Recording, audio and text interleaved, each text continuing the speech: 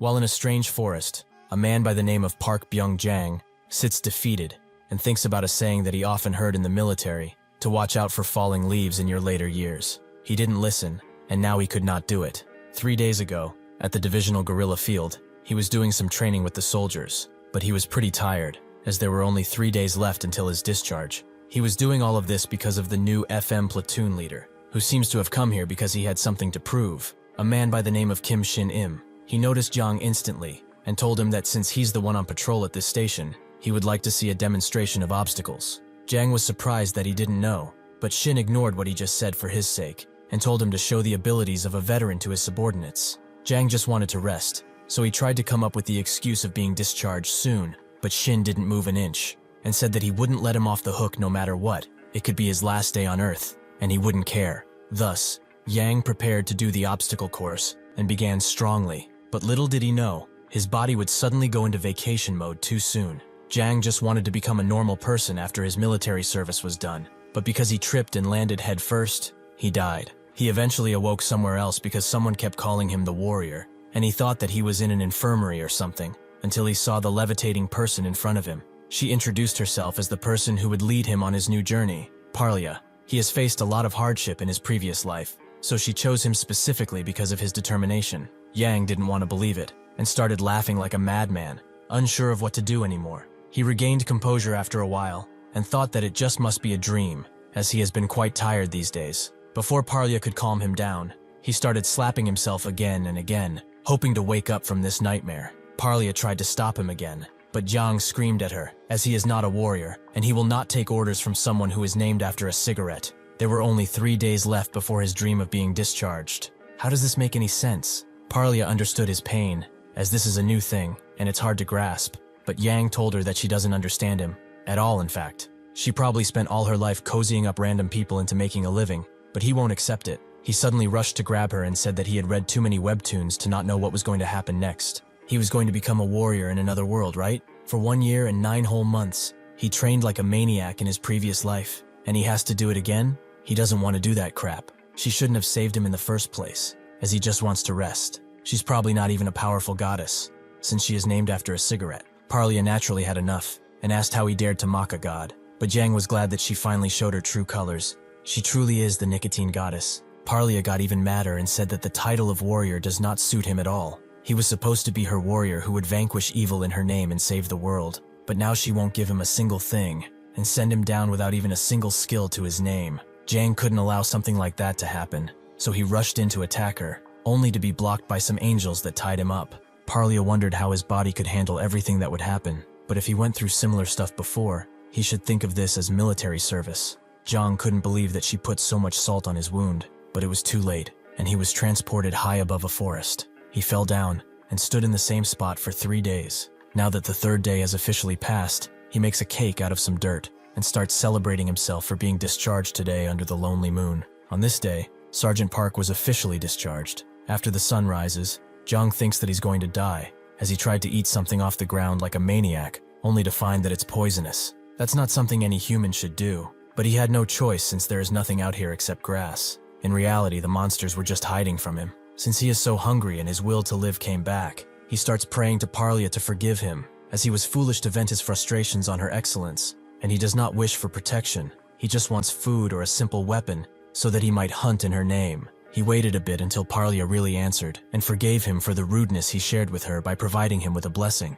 Jiang is extremely happy, and praises her like nobody else has before. But when he notices what was given to him, his face drops. Parlia explains that she chose some things he was most similar to, all of which will be graciously given for free. The menu is cucumber kimchi, boneless braised mackerel, and dung soup, while the shovel is just that, a simple shovel. Before leaving, she tells him to never contact her again. Though she can't lie, this was pretty refreshing. Much later, a person by the name of Dora comes to the entrance of the forest, and she is getting ready to explore. She was told by the elder of the village nearby that recently, the monsters of the woods have been acting strange and causing damage to the village. She has been living her life for 50 years, and she's never seen something like this, so she would like her to go into the woods and get to the bottom of this. With that in mind, Dora and her companion trek the woodland area with glee in their step, but her companion finds the emptiness of it strange. They should have found a beast at least by now. Dora suddenly notices something strange on the ground, a sort of pedestal, and a bunch of writing she cannot read. What's more, she feels something from this text, feelings of absolute hate and resentment. So Dora doesn't want to stay here anymore, and suggests to Nilari that they should get out of this place. However, she thinks that the elder has too much faith in her, and since she fails many tasks because of foolish mistakes, she should see this one through. As they are talking, a being made out of pure malice looks at them from behind a rock, its eyes dead set on them. Dora feels the creature's aura and signals Nilari to stop talking before signaling her to run as fast as she can on the count of 3, which she agrees to. Dora counts down, and Dora starts bolting forward, as what she felt was awful. They must distance themselves before they do anything else. However, Nilari grabs her hand, which Dora doesn't get, but she notes that she must be trying to run away from another mission. Did she really think something like this would fool her? She will not let her escape her duties this time. But Nilari suddenly makes a strange face, and when she looks behind her, she notices Yang, who can't believe that he's finally seeing a person. Both Dora and Nilari are scared out of their wits and start running away, with Dora checking if he's following them. But when she looks up, she notices that he jumped high in the air before he lands down with a powerful strike. Jang explains that he was so bored that he rode this shovel 5 hours a day, but he knew that an opportunity like this would surface soon because a fantasy setting is very predictable. The protagonist will become stronger by overcoming near death in the forest, and a few party members show up to show him around. He would also like to know how to get out of this hell, as he has work to do. Seeing no other choice, Dora draws her blade and tells Nilari to do the same. The strange text and the malice she is feeling from him, to the point where she could faint. It's just as the elder said. A monster has appeared in the forest. Since this was entrusted to her, she will make sure that this creature does not get out of this forest. All that Dora has seen up until now leads her to think that the creature in front of her is a great evil that can only do harm to them. She must take care of it right here, before it can get out and harm more people. Zhang realizes what he might have looked like, and apologizes while putting his shovel into the ground. He was just thinking about getting out of these woods, which got him all excited, so he truly apologizes for his behavior. Could they stop attacking now? While the two get ready to attack, Zhang tells them that they should talk it out. They really shouldn't rush into him, because if they do something like that, they will both die. Suddenly, the ground beneath the two ruptures, revealing a deadly trap below. Zhang, in theory, is just a normal human being, so how can such a being survive in a desperate situation?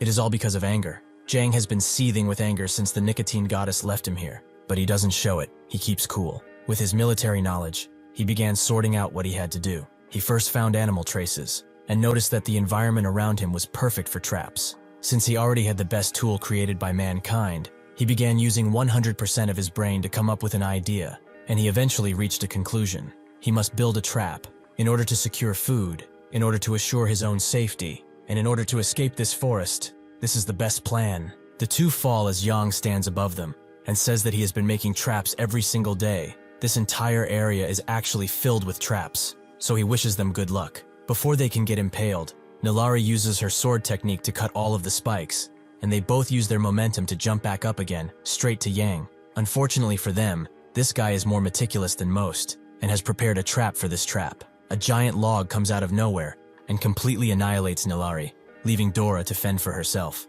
As Yang charges in with the shovel, he asks Dora if she knows why the Korean War broke out. It's because they let their guard down, just like she did. With a large bang, Dora is taken out too. Dora awakens later that day, tied up to a tree. She feels like her head is going to explode from the pressure, and she also doesn't have any energy left in her body. Is it perhaps because of this rope?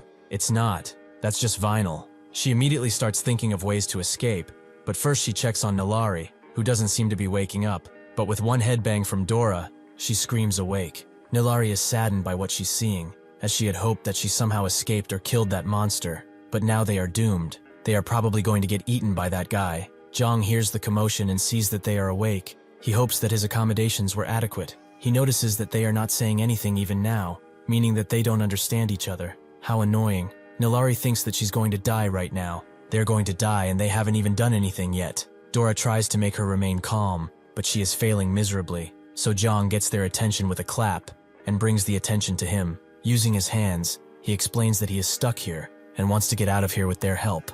Does that sound okay? They actually did understand him, with Dora saying that she would rather die, but Nilari asks if she will be spared if she cooperates, making Dora think of her as a traitor, so she starts pummeling her with her head. Since the pink-haired girl is uncooperative, Yang has to resort to other ways. He grabs her face and notes that he really didn't want to do this, but she isn't giving him much of a choice. He will tell her now that this is no ordinary liquid. It's something that he used to make fun of his juniors. Spicy chicken hot sauce, a concoction crafted by the most evil minds in Korea. Dora has no choice but to swallow it, which doesn't seem to do much of anything at first, but she suddenly starts screaming with her tongue out, unable to bear the spiciness of this suspicious liquid.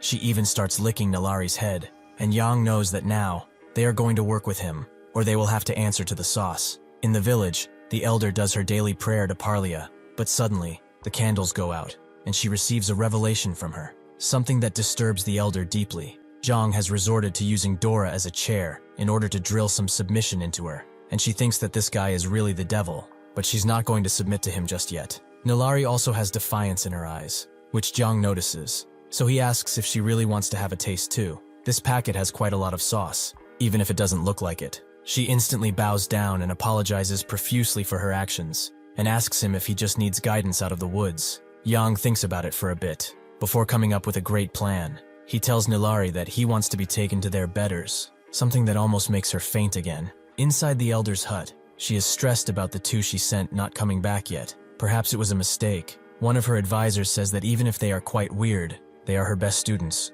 so she need not worry about them. The elder knows that he speaks true, but she still feels anxious for them. Suddenly a villager comes around and says that the two she sent are back, but there's a problem.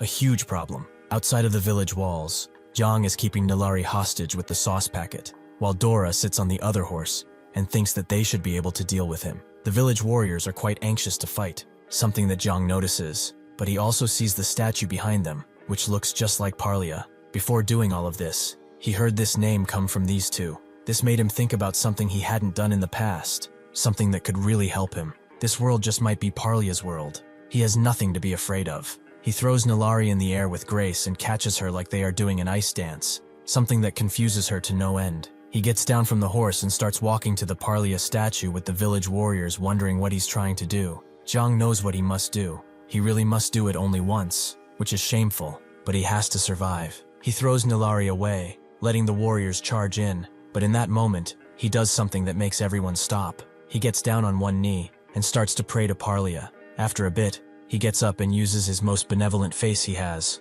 while announcing that he is the warrior that Parlia has sent to this world. The amount of good energy he is letting off makes the villagers wonder if they should still attack, but that's when the elder arrives and tells everyone to stand back. She has received an oracle this day. Soon a great darkness will befall the world, but she will send a warrior to lead them to victory. The others are shocked to hear this news, as Parlia has not talked to them in years, but the elder says that there's more. This man could also be the great darkness that their goddess spoke of, so they should be cautious around him. Somewhere in a higher plane of existence, a small flame sees Yang and thinks that if it's him, he can probably do it. They have to stop her at all costs. Parlia must not have her way. Inside the elder's tent, Dora asks why that monster wasn't dealt with already. She said it herself that he might be the darkness that will destroy this world. The elder understands where she's coming from, but she should calm down first. It does not matter what they think. They cannot just ignore an oracle. Dora asks if they should just treat him as a warrior after all that he did, but the elder says that things will be done differently. They will have a warrior test, as Karim is back, which will be a perfect opponent for the presumed hero. Karim is one of the few rankers that come from this village. He is considered to be the strongest in terms of pure physical strength, and his fighting power is recognized throughout the continent. He is somebody who, despite never being evaluated, is an A-level ranker. Jang was put in a tent, and now wonders what to do, as perhaps his acting skills didn't fool them. He can definitely run away since he has this shovel, and this whole thing is made of tarp, which he can easily rip through. Before he can do that, however, a bullet appears in front of him and says that she is the goddess who came to rescue him. She tries to say something else, but Yang uses all of his force to knock the bullet down, as it almost gave him PTSD. He asks Parlia if this type of trickery is needed. After all, they are already acquainted with each other. The bullet says that he has a real rotten personality, but she is not Parlia. Jang doesn't much care who she is. She said that she's a goddess, and he will no longer be accepting help from any of them. Thinking of his situation, though, he gives the bullet the chance to speak at least. She thanks him, and explains that she is Marley, which reminds Yang of another cigarette brand. Anyway, she tells him that he must want revenge on Parlia for what she did. She is willing to help him due to personal reasons. Yang asks why she took the appearance of a bullet. It doesn't seem all that useful. Marley explains that she tried to shapeshift into something similar to him, like a powerful gun. But since she was betrayed by Parlia, all her strength has gone. So this is the best he could do. Jiang thinks that she's useless if that's the case, but she tries to explain that she has other abilities. Before she can, a guard comes and tells him to come out, which he understands and agrees to, something that the guard is surprised about. That's when Jiang realizes that he can speak their tongue, and excuses it by saying that the goddess rewarded him for overcoming his trials. She really is too kind. The guard doesn't care that much and tells him to come outside. Everyone is waiting for him. Jiang can't help but laugh at this, and asks Marley if she has any other abilities. She confirms that she does, but she will only give them when they have built more trust in each other. So should they join forces or what? Jiang smiles and agrees, letting Marley takes the shape of a necklace. Jiang isn't done asking questions, but he will do so after he deals with the mess that's outside. Parlia feels a disruption in her force and calls an angel by the name of Brown over, as she has lost vision of Jiang, so she wants him to go and check the situation. Jiang is immediately dragged into an arena, something he was not expecting at all. The elder explains that since they could not decide who he was, they wanted to make sure that he was the warrior, so she decided to hold a warrior test, and since he has been blessed with communication skills, he can understand her now, right? Jiang says that he can, but he does not know what a warrior test even is. The elder notes that it is just a duel, which both Jiang and Marley find insane. The elder immediately begins the test since she seems ready, and announces that his opponent is Karim, a mighty warrior who stares Jiang down with great study. He laughs, as he is not the goddess's warrior. He is not a warrior at all, right? Some are shocked by Karim's words, while others don't react at all. But Jiang pulls his charismatic face again, and asks why they are all doubting him in such a crude manner. Karim notes that he really is shameless. Has he seen himself in the mirror lately? It's all in the eyes, as no matter how innocent he may act, his eyes are filled with extreme malice. Others will be easily fooled by his facade, but not him. Jiang continues acting innocent, and says that this must be a trial that Parlia herself bestowed upon him. Karim finds all of this quite funny, but he would like to take a guess at his situation. Based purely on his clothes, he must have arrived from another world. Additionally, for some odd reason, he was punished by the goddess and got sent to the woods, so he came all of the way here, sharpening his blade all the while in order to take vengeance. Is that correct? Jiang doesn't say anything, but he's literally on point,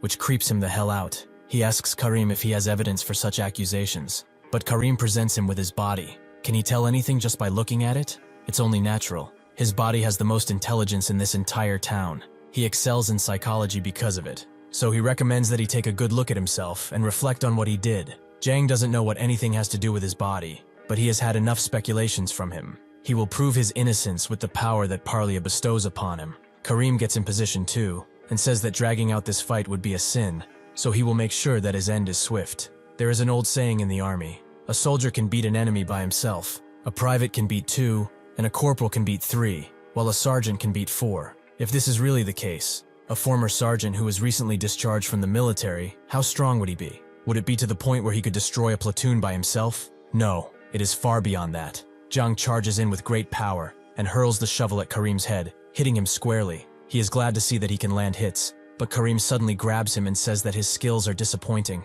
Is this really the best he's got? He raises Jiang in the air and smashes him to the ground, before asking why he has gone on to fool everyone with such weak power and intelligence. Jiang gets up and notes that people will think that he's bullying him soon, so he should go on and show him what he's really got. Karim is very provoked by this, allowing Jiang to cut his belly with the shovel, but the cut is shallow, in turn allowing Karim to punch Jiang extremely hard. He is thrown back, but manages to get a kick in while Karim rushes for the second punch. He then tries to hit him with the shovel once again, but Karim expertly blocks it and uses it as a way to pull Jiang in, allowing some deadly punches to be thrown. Jiang feels like he is being ripped apart, but still manages to stand on his own 2 legs. Karim tells him to get ready, as this was just the warm-up.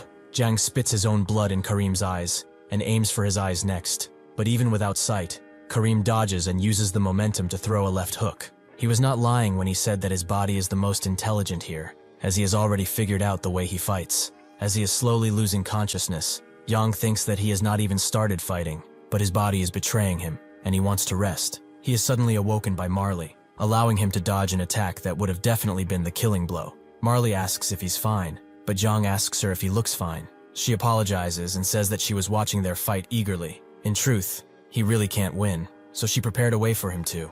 She said previously that she would show him more abilities when they trusted each other more. Can he remember that? Jiang notes that he wouldn't forget it for anything in the world, so Marley tells him that she will now show him the ability she was talking about previously. Karim looks at Jang in a different light now. He is sure that he almost lost consciousness, but now he has come up with more death-defying aura than ever, to the point where it's making him sweat bullets. Karim's life has been filled with deadly fights, so he reacts accordingly when he senses danger. He led many warriors to victory because of this consciousness, but this is the very first time he feels like he's fighting legions of demons all at once. Jang is glad to hear that she's trusting enough now, but Marley really isn't. She just doesn't want him to die like this. Jang notes that she must be anxious. She must be hiding some great skill, right? She tells him that he has just one shot, which makes him seethe and scream out at the world. He remembers his military training, where he hit his target no matter what. He was an expert at it too. One day, his staff sergeant called him over and asked what he was doing. He suddenly grabbed him and said that he had never seen something like him in the military before. Just what is his secret?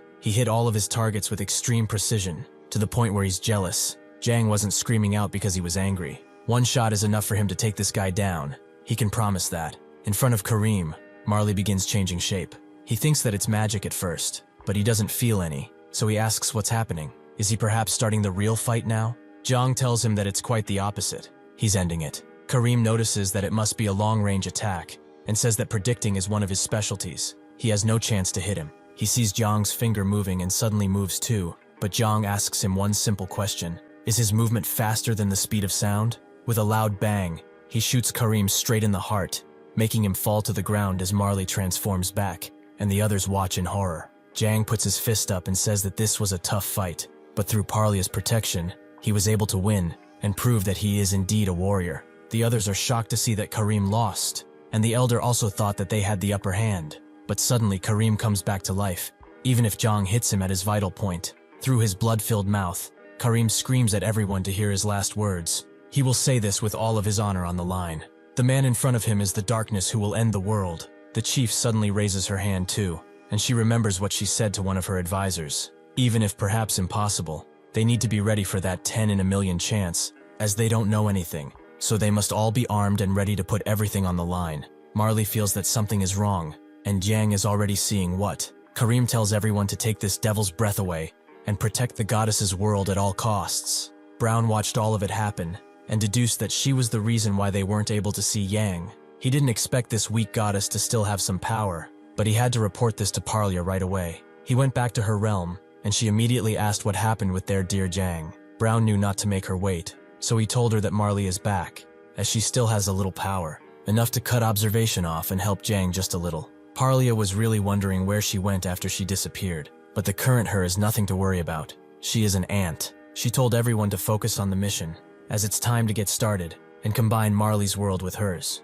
She is doing all of this for her precious children. As the angry mob rushes towards Yang, Parlia combines both worlds, creating a large crack in the sky. Jang wonders what the hell could be going wrong now, but he shuts up as they all stare at what is coming through the broken piece. A giant worm with thousands of razor-sharp teeth screams out as soon as he enters this realm and starts wreaking havoc. But that's not all, as hundreds of what seem to be undead also appear, among other mysterious creatures. Dora wastes no time in dealing with the creatures, but she is fearful too, especially of Yang, since she believes that he was the one who summoned these beasts to his aid. Jang did, in fact, not summon these beasts, and as he watches everyone fight, he thinks that he just wants to get out of this place as soon as possible. He first thought about it as an escaping mechanism, but getting out of here might be feasible, as the angry mob is no longer watching only him, and if he uses the skill he learned in the military called Cloak, he should be able to successfully leave. First, however, he must remember his memories of how he did it. This all started with him skipping roll calls because he didn't want to do it,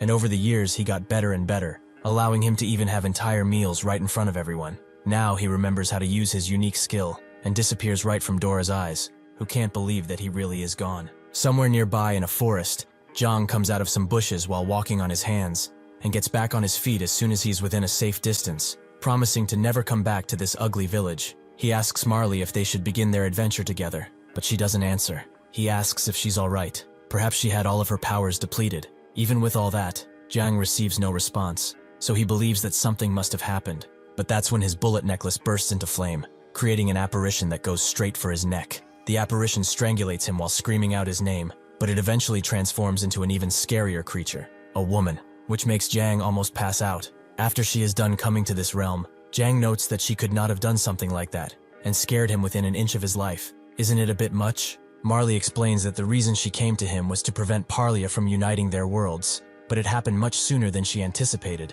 and now they really did merge. She never expected Parlia to move this fast. She rushes through everything without even thinking about it. Jang screams at her to hold on for just a moment. She wasn't the one who summoned those monsters? Was that all Parlia? Marley apologizes if they all made him feel uncomfortable, but he is being rude, as those are not monsters or beasts. They are her children. Zhang didn't expect such a revelation, though it makes sense now. Not only did she lose all of her powers, but Parlia took her world away too. Marley grits her teeth and says that all she wanted was for her children to be protected, but all that she could do was absorb her dead ones. Zhang finally understands that the evil he was supposed to defeat were the residents of her world. How cheeky. Suddenly, they both hear someone make a sound behind them, and sure enough, there is someone behind them, who thinks that they weren't found, so they look again, only to see that the two he was spying on are gone. Zhang is already behind him, and with a simple hi, he makes the man fall to the ground and pass out in fear. Zhang points at him, with Marley not knowing anything, so they tie him up and try to make him wake up, as they have some questions for him. In truth, this man is already awake. He just thinks that if he wakes up, he will surely meet a fate worse than death. Zhang notes that since he's not waking up, they shouldn't waste their time and get out of here, which makes the man happy. But when Zhang says that he will kill him just in case, he screams that he is awake. This was all Zhang's plan, who asks why he was pretending to snore gleefully while he was trying to ask him something. But the man apologizes and promises to never do it again. Zhang sure hopes he won't, as he will really have his head next time. But he would like to know how much he heard from their conversation. The man tries to play stupid and says that he didn't hear anything at all, making Zhang know that he heard everything, so he will move on to his next questions. Even if an entire squadron moved, they wouldn't be able to find him. So how did he? Why did he chase him alone? And why did he bring back that shovel, which is inconvenient for escaping? Did they not intend to kill him? The man calms down and says that first, he would like to clear up this misunderstanding. He suddenly starts transforming as he explains that he used a transformation ability to enter this village, which he is not native to. He came here from a place that hates the Parlian faith. He is a spy. His name is June.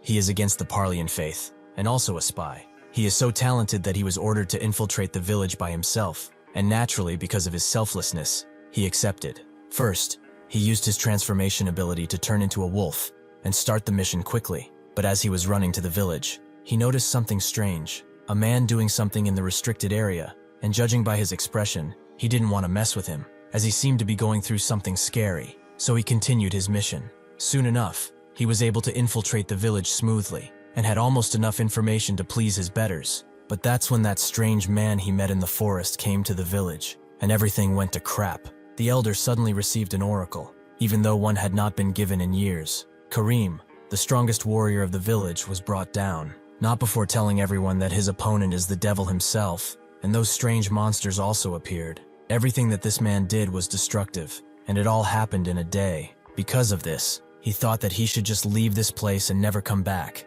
But he first thought of the organization, as that maniac would be a great help to the organization. So he grabbed his shovel and went after him, landing him in this situation, where he is being slowly squished. Marley forces Zhang off of Jun, who almost went to meet Parlia himself. But Zhang still doesn't trust him, as he said that he could transform. How did they know that this is really how he looks? Additionally, his fate for Parlia could also be fake, and since they don't have enough time to figure all of this out, they should just end him and walk. Marley thinks about it for a bit, and notes that his idea is good enough. They should do that and get on their way. Jun tells them to wait, as if they really do kill him, they will regret it soon. At this rate, both of them will meet their deaths. Zhang asks if he's really trying to intimidate them in this situation, but Jun notes that he doesn't know this place at all. When things get calm again, this will all be reported to the Empire, and it's not going to be long until every single inch of this country has their faces on wanted posters, and he will be known as the Devil of the Oracle, a beast that needs hunting down. Despite what he thinks, he knows that Kareem is still alive, and he will soon start hunting him down until the ends of the earth. How long do they think they will survive when they don't have any sort of information about anything? Zhang asks what that has to do with him staying alive, and Jun explains that he is a genius when it comes to spying. He knows disguises and infiltration, and in their situation that's exactly what they need, right? Zhang gets closer to him and says that there are hidden meanings behind his provocative words, which he really likes, so he's in. He moves on to Marley. She has been completely robbed of her world, and she's not going to sit around and let herself be pushed around, right? Marley looks at him sternly, and says that he will never know how it feels to absorb his own children, so Zhang knows that she's still in. A goddess that lost everything, and a suspicious spy. two people who many would pass on as completely obsolete. However, he has a plan for them. They are all going on an adventure. One will do it for himself, one will do it for her children, and the last one will do it for the organization. With that, they begin their journey. But what will fate have in store for these three? Back in Jiang's world, Shin breaks down mentally because of what happened to Jiang, and thinks that it's not his fault at all that this happened. A month before Jiang's death, Shin went to meet with the first platoon leader, who was about to be discharged, so he tried to give as much advice as possible to his junior. When Shin got there, the platoon leader told him to sit down, as they had to talk. He first asked how he felt about the army, and his face among the juniors. Shin didn't really know how to answer that, which the platoon leader understood completely, but he would like to give him a piece of advice. When he first became the platoon commander, he heard a lot from the sergeant. They all nudged him on how to do things, and even showed him how to do things while telling him. Does he know what that means? He was basically told that they are better than him in every way, and that he's been in the army for a long while. Shin said that this is pretty scary, but the platoon leader said that it happens to everyone.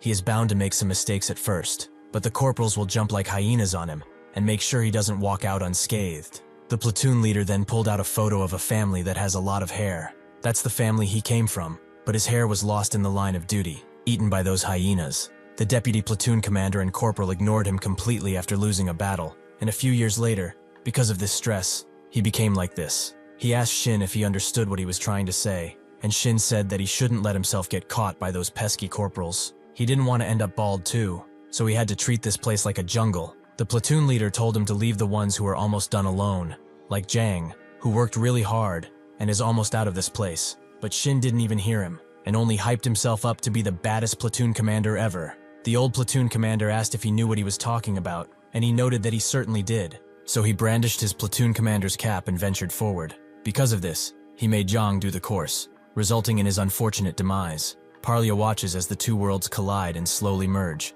something she really enjoys. Her two subordinates congratulate her for this achievement, and ask if she wishes to rest now, as they have a lot of time to wrap everything up. Parlia didn't answer, and instead told White to show their new guest around. In that same realm where Jiang was first brought, a new warrior appears, that warrior being Shin. Parlia tells him that this is not a dream, and she will be the one to guide him in this new world, as his life in the old world has ended. Shin thinks that he has been having tons of nightmares lately, but this dream is really unique, and this is the first time a dream is so vivid. This guy has the talent of becoming completely deaf when thinking, but he suddenly wishes that he would rather make what happened to Jiang disappear. But naturally, he can't do something like that. Parlia tells him that she can make it pretend like it never happened, which shocks Shin, but he still believes that this is a dream.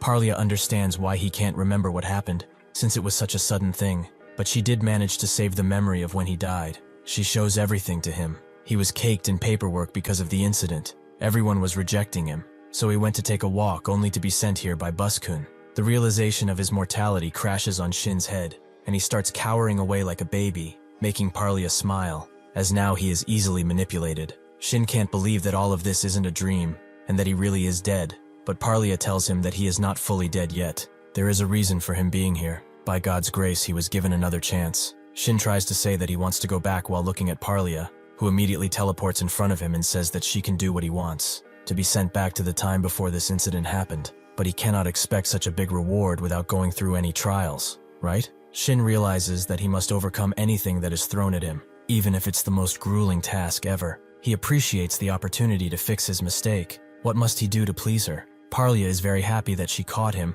and thanks him for being so brave. The challenge he will have is to be the warrior who will deal with all of the evils in this world that seek to destroy it at all costs. Somewhere in the Empire, where people are having a day like usual and nothing out of the norm is happening, a mother and a child discuss how their day went, until something falls near the child and shatters, making them both look up, only to see their thousand-toothed demise. The monster instantly crashes into them, and all kinds of beings start annihilating the defenseless residents of the town. But Shin also appears out of thin air above the city and knows what he must do. Before leaving, Shin was gifted a small amount of power by Parlia, and since he is new to the world, he also received White as his guide, who was happy to meet him. With that, Parlia left him with one final message. A warrior need not fear anything else but himself. He should immerse himself in his power and become a true warrior. Shin now feels the power flowing within him and is ready to save everyone. Before landing down, White turns into a mighty sword, allowing Shin to strike down all of the beasts that descended on the center instantly.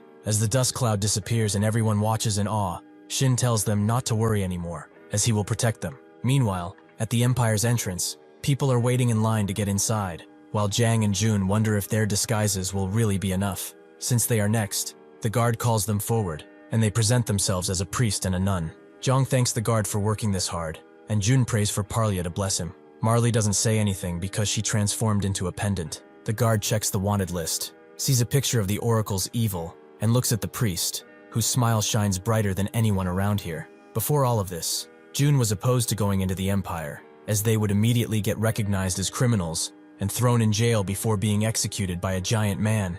Jang didn't like that attitude of his, and hit him over the head with the shovel, as he needed more discipline. He would like to tell him one thing. In the world he used to reside in, there was this saying: the beacon does not shine on its own base. It's difficult to notice something that is already close. If they already know that they are being chased, it's better to go to the enemy and fight back better. Jang was shocked to see the confidence in his eyes. Was he not scared at all? Jang simply asked why he would be scared since he had already died once. That is when Jun realized, no matter what he does, he has to take this guy to the captain. Besides him being a good asset, Jun knew that he had no chance to escape from him, so he swore to cooperate with him on his way to the Empire. The guard looks at them again, and fully believes that the man in front of him is a priest, so he asks what the reason for coming here is. Jang explains that he came because of the monster incident. He is here to pray for everyone who was hurt at the Grand Cathedral. The guard notes that he is filled with grace by his words, and allows them to pass, making Jang extremely confused. He asks if this is all,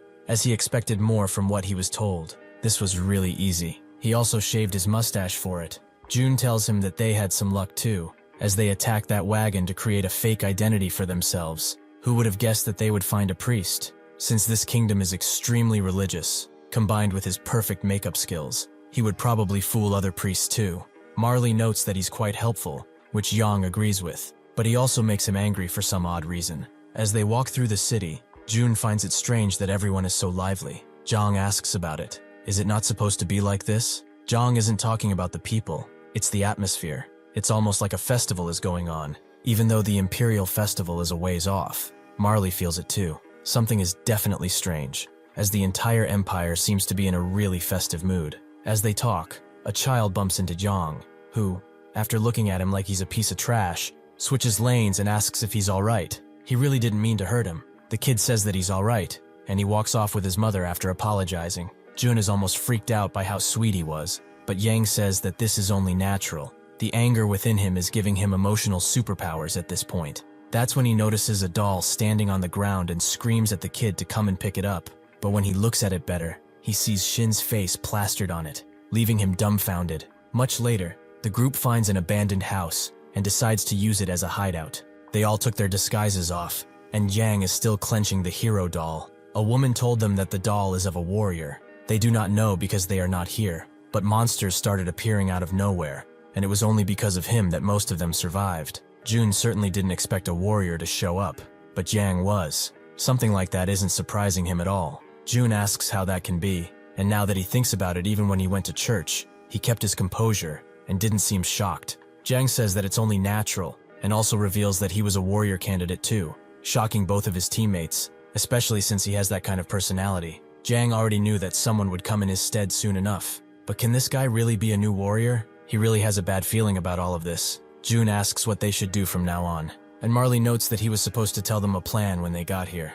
Jang thinks of the fight he had with Karim.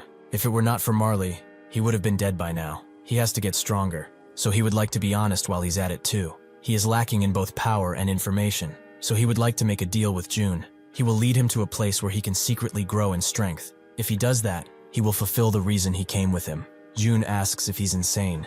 If they try something so risky, they might die. With that, Jun says that he has a place in his mind. They will go there instantly after getting ready. Inside the Grand Cathedral, Shin stares at the giant statue that is there, before someone comes searching for him. He turns around and apologizes for hiding, but the man tells him that he has nothing to apologize for. It's just that someone has come to see him, somebody who knows the identity of the demons. Shin allows him to bring her here, and Dora reveals herself to him. With one look at Shin, she can feel that he is a true warrior, with divine energy surging through him. The butler tells him that she's the leader of a local village, where the first demon appeared. Shin says that she must have gone through a lot, which makes her seethe with more anger than ever before. She notes that she would like to ask a favor. The demon is with his allies. He should destroy the town that he is inside to make sure that he doesn't escape. In the middle of everything going on, her junior went into a coma, so she would like to join his hunting group, as she promised not to let him down. Later, in an underground fighting ring, the announcer tells everyone that they should bet all of their money,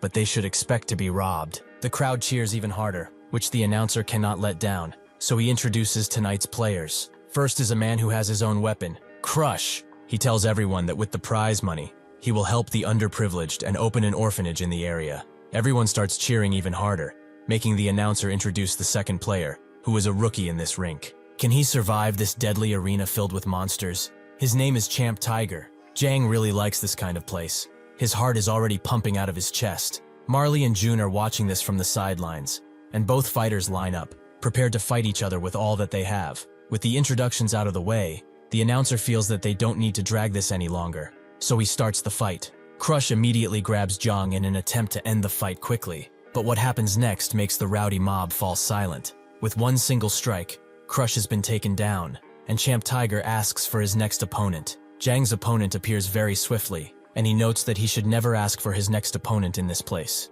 With that, he rushes in with a flying kick, but misses entirely, allowing Jong to go with a kidney shot that makes his opponent fall down instantly. The announcer tells everyone that after defeating the betting demon Crush, the new guy also beat the demon leg Neo. A great challenger has appeared in this arena. June thinks that this is all natural, as he fought against Kareem and managed to trade blows with him. There is no way that these back alley players can compete with him. However, he knows that there's someone similar to Kareem around here who is watching.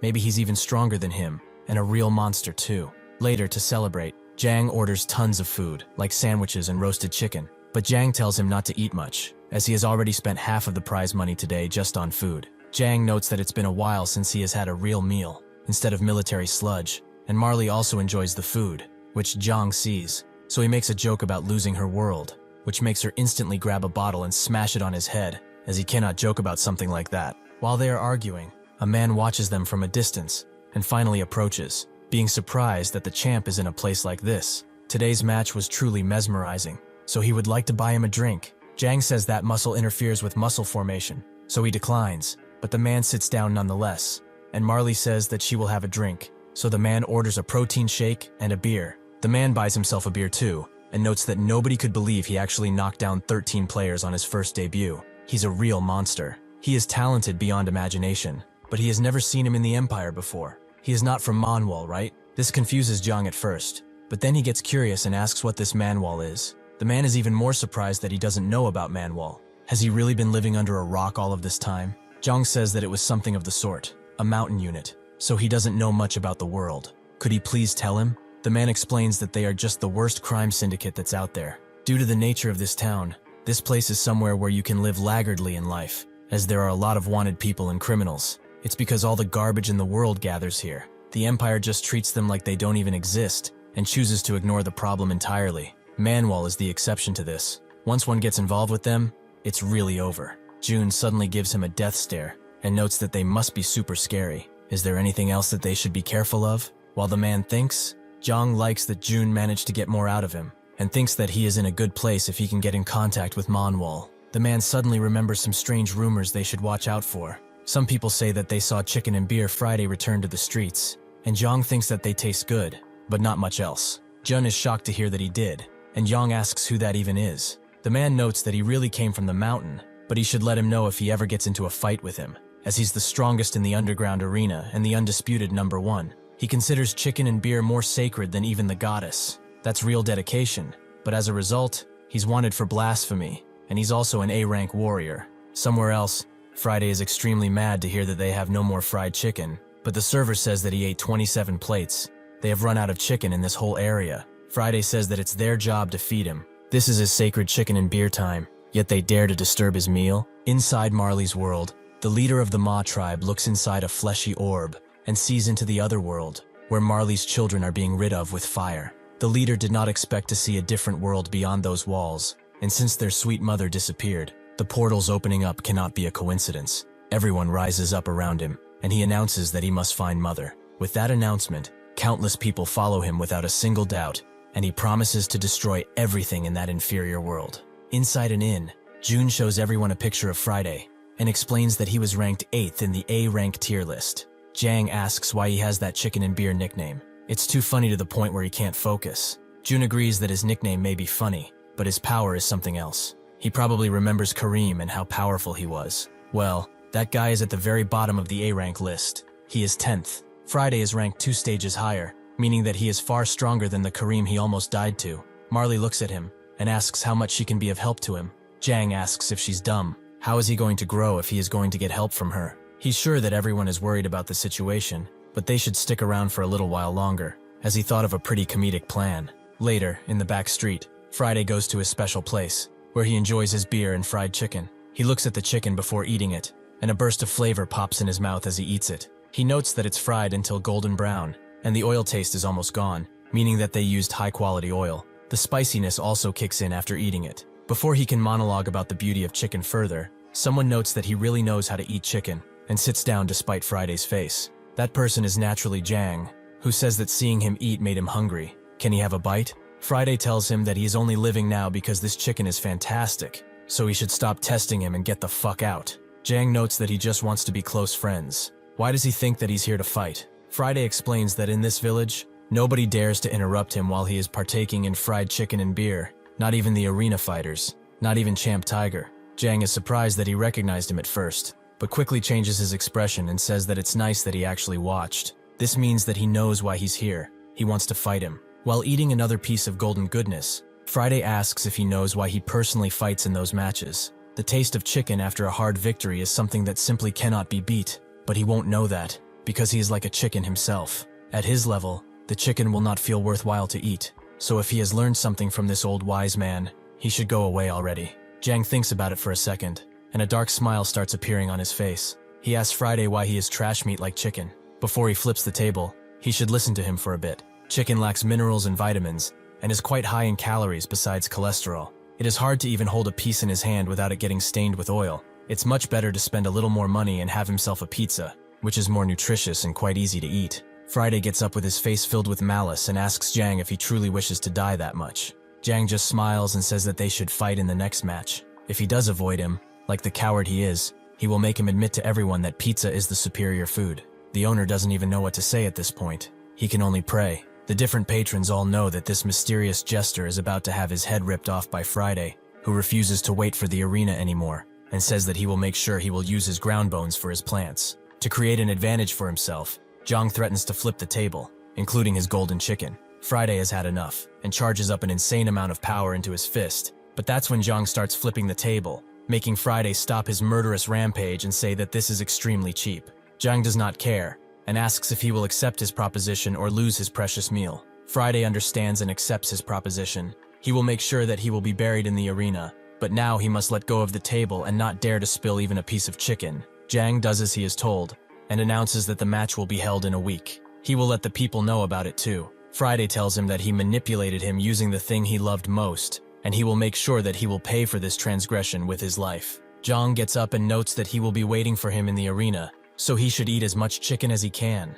He gets out of the bar while laughing, making Friday even madder. But now he has made up his mind. This is an enemy of fried chicken across the world. He must defeat him. Later in Jun's hideout, Jang comes down and Jun asks if he was training today too. But Jang says that he just went out to fix a match with Friday. It was pretty easy since he threatened him with fried chicken. Jun says that he has officially gone insane, and to prove it, he will tell him something about Friday, which is pretty well known already. For 10 years, Friday has traversed the entire country, and he captured the best chefs from his favorite chicken restaurants and made them all study the perfect chicken cooking techniques in order to make him some. The number of chefs he has held was known to be over 300. This history was actually recorded in the Empire's Record Journal, issue 16. Jang thinks that the end result must have been really good. If he's honest, he loves chicken too. It just tastes too good. Jun asks if he's regretting his foolish decision now. Why did he challenge a man with such will? Marley tells him to calm down, as they know that Yang has always played dirty, and even if this is pretty dangerous for him,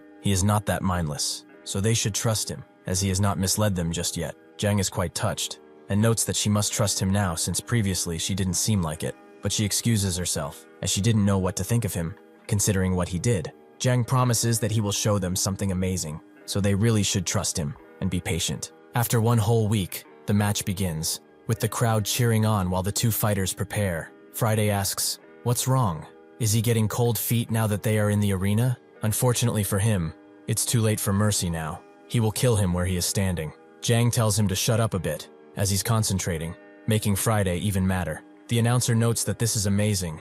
A fight with tons of unknown variables has arrived at their doorstep. The match will probably be a very bloody one, which he knows everyone loves. So let the best match this arena has ever seen begin. Jang began to wonder, out of all the techniques he learned, why were his defensive ones always the best? That's when he got it. He was deeply influenced by his absurdity. He immediately begins with a new technique from his absurd series, the oblique kick, which makes Friday fall to the ground, allowing Jang to prepare a sledgehammer attack on him. Friday manages to catch his hands and tells him not to get arrogant, but Jang tells him to lower his gaze before breaking out of his restraints and grabbing Friday by the hair, allowing him to throw him high into the air and slam him right into the ground. Jun can't believe what he is seeing and wonders what type of training Jang did, as he told them not to disturb him the entire week. Friday tells Jang that this is too early for him to lose, but he should know that he also has a sense of humor. But in an arena like this, he won't do a single thing with it. He charges up his power and says that today's chicken and beer feast will be delicious. While he does that, Crush watches from the audience and asks Neo if he's seeing this. He sure is, as he has never thought that he would see Friday's ability in this arena, as he has never ever used it on an opponent before. He tells Jang that his ability is sparkling. It's body manipulation magic. It converts his body properties into the same properties as carbonic acid. So this means that he has shaken him enough, and he's about to erupt. He uses a ranged attack, making Jang fly away even if he blocked the attack. But Friday does not stop there, as he uses his sparkling abilities to boost himself, allowing a mighty punch on Jang. He does manage to land on his feet, and even if he starts bleeding from his mouth, it was worth it, as he knows about his ability now. He probably shakes the carbonated magic inside of him and unleashes it all at once. It's quite simple, but its utilization can be diverse and deadly. Fortunately for him, there seems to be a weakness in this. He suddenly rushes into Friday, grabbing his head and using his third technique, bucket drop, to completely send Friday into the ground, and surprising everyone in the arena. Jang notes that after using his shaking magic, there is a moment where he is completely defenseless. Friday smiles and jumps in the air, calling Jang a stupid bastard. Did he not learn from attacking him earlier? He should continue doing so, as it will activate his sparkling even faster. He rushes to the ground first and tries to hit Young, who has started getting used to the way he fights, meaning that he can find gaps in his style and defeat him like that. It seems that he has fallen into Friday's trap, as he uses his power to change the trajectory of the attack. Crush feels that Champ Tiger has taken on an opponent that is too dangerous. He does not have the speed nor the strength to match him. Neo notes that he's more surprised by that guy, as he's still smiling despite being hit like that. Friday promises him to finish the fight with his next attack. They should have one final bout. Jang says that even if it was earlier than expected, he also wanted to end the fight here. With that in mind, they both charge in at once, with Friday using a rushing technique to start pummeling Jang, who thinks that he must do it. This guy will eventually run out of sparkling, so he will end things in that moment. Everyone watches with bated breath, and after Friday stops, Jang immediately rushes in with his deadliest move, but that's when Friday smiles, and Jang stops moving. He must be quite dizzy right now, as during his attack, he started smearing his sparkling all over his body. He starts forming a bunch of small stones, and says that he did not plan to use such a technique against him, so he should be proud of himself, because he is strong. Jun almost passes out of fear, as this is not something they have cataloged. It's an unknown ability. Jang tries his best to move, but it's too late, and Friday manages to insert the stones into his core. He explains that he left tons of sparkling in his body, which, due to the high pressure, will start bouncing around and explode. Sure enough, Yang lights up like a Christmas tree and falls to the ground, presumably defeated. Jun thinks that this is all because of him, because he didn't have information about that ability, resulting in this. Can he dare to call himself the best spy after something like this? Marley also clenches her fist and prays that this is not the end. Friday says that it's too bad he died, but he chose this fate when he dared to insult his fried chicken.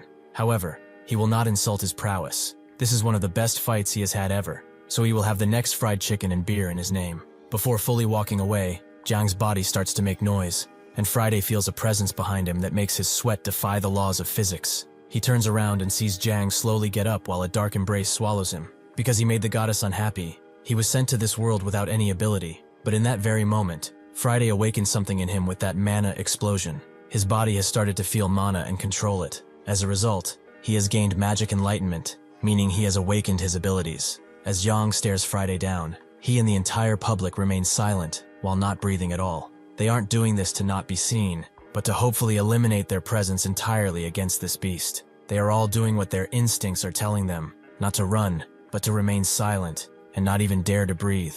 Friday can't believe that he survived his ability, but before that, what happened to this guy? He refuses to give up, however, and prepares to use sparkling one more time, but Jang immediately reacts and kicks his face in, making him do a backflip before returning to the ground and bleeding heavily out of his nose. Friday uses the charged power to turn around and try to hit him, but Jang just touches his ribcage and cracks it while also sending him flying. Friday starts bleeding heavily, but Jang does not stop there and starts to kick his face in again and again. The audience, which once cheered for such violence, is now crying and sweating profusely. Jang continues kicking Friday, but after he is done, a crooked smile forms on his face, and he starts laughing like a true demon against his opponent. Marley feels that something is wrong, and Friday smiles, asking why he's crying so hard. He uses this opportunity to headbutt Jang, which sends him back, and Friday notes that he knows now what happened to him. He is going through mana overload. June didn't even think about this, but it does make sense. Jang's mana is currently running wild, a rare phenomenon that has only occurred twice in this world.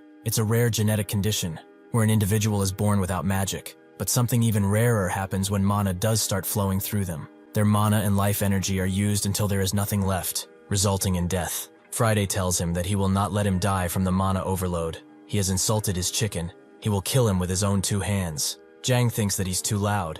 He's going to kill this bastard. He will make him into a meat pulp and throw him to the dogs. Suddenly, Marley's screaming gets to him, and she notes that he promised to show them something awesome. Is this all that he has? Will his revenge only amount to this pathetic struggle? Jun escorts her away, while the others wonder why she's reacting like that. Did she bet all of his money on him? Jang finally remembers what he was fighting for, to see that bastard hanged. So he rages even further as he thinks of Parlia, and starts to punch himself again and again to get out of this state. This is not the first time he hit himself when his body refused to listen. It's something that even athletes do to make their bodies listen to them. It's like he is telling it to get back in line and obey. Something like this should be impossible, but his deadly thirst for vengeance and his unconsciousness managed to create a miracle. He gets out of the overload and tells Friday that they should finish this. The only one who understood all of this in this place was Friday, who knew that by using his own magic to hurt himself, he overpowered his own magic without any side effects. Although he also knows that this was not a calculated decision.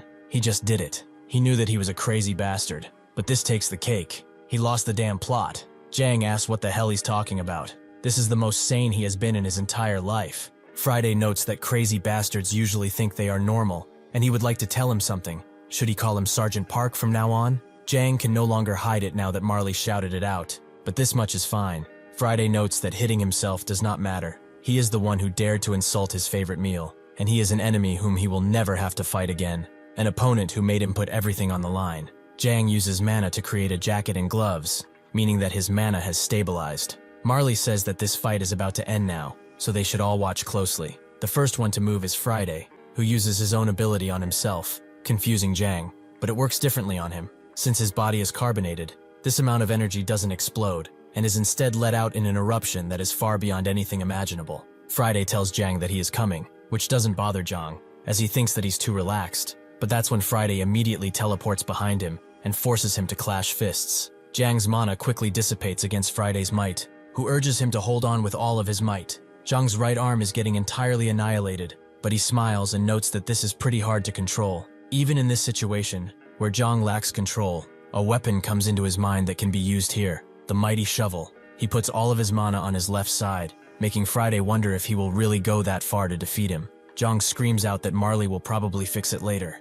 and uses his brand new skill to cut Friday's mana, making him fall unconscious and shocking everyone in the arena. Jang slowly makes his own mana disappear and looks at the sky. He has won. Before he falls to the ground, Marley grabs him gently and asks if this is what he planned to show them. Jang notes that this was mostly improvised work, and Marley notes that he is going to be a bit useful from now on, which he finds rude, but she finally congratulates him for doing a good job. They should go back and rest for now.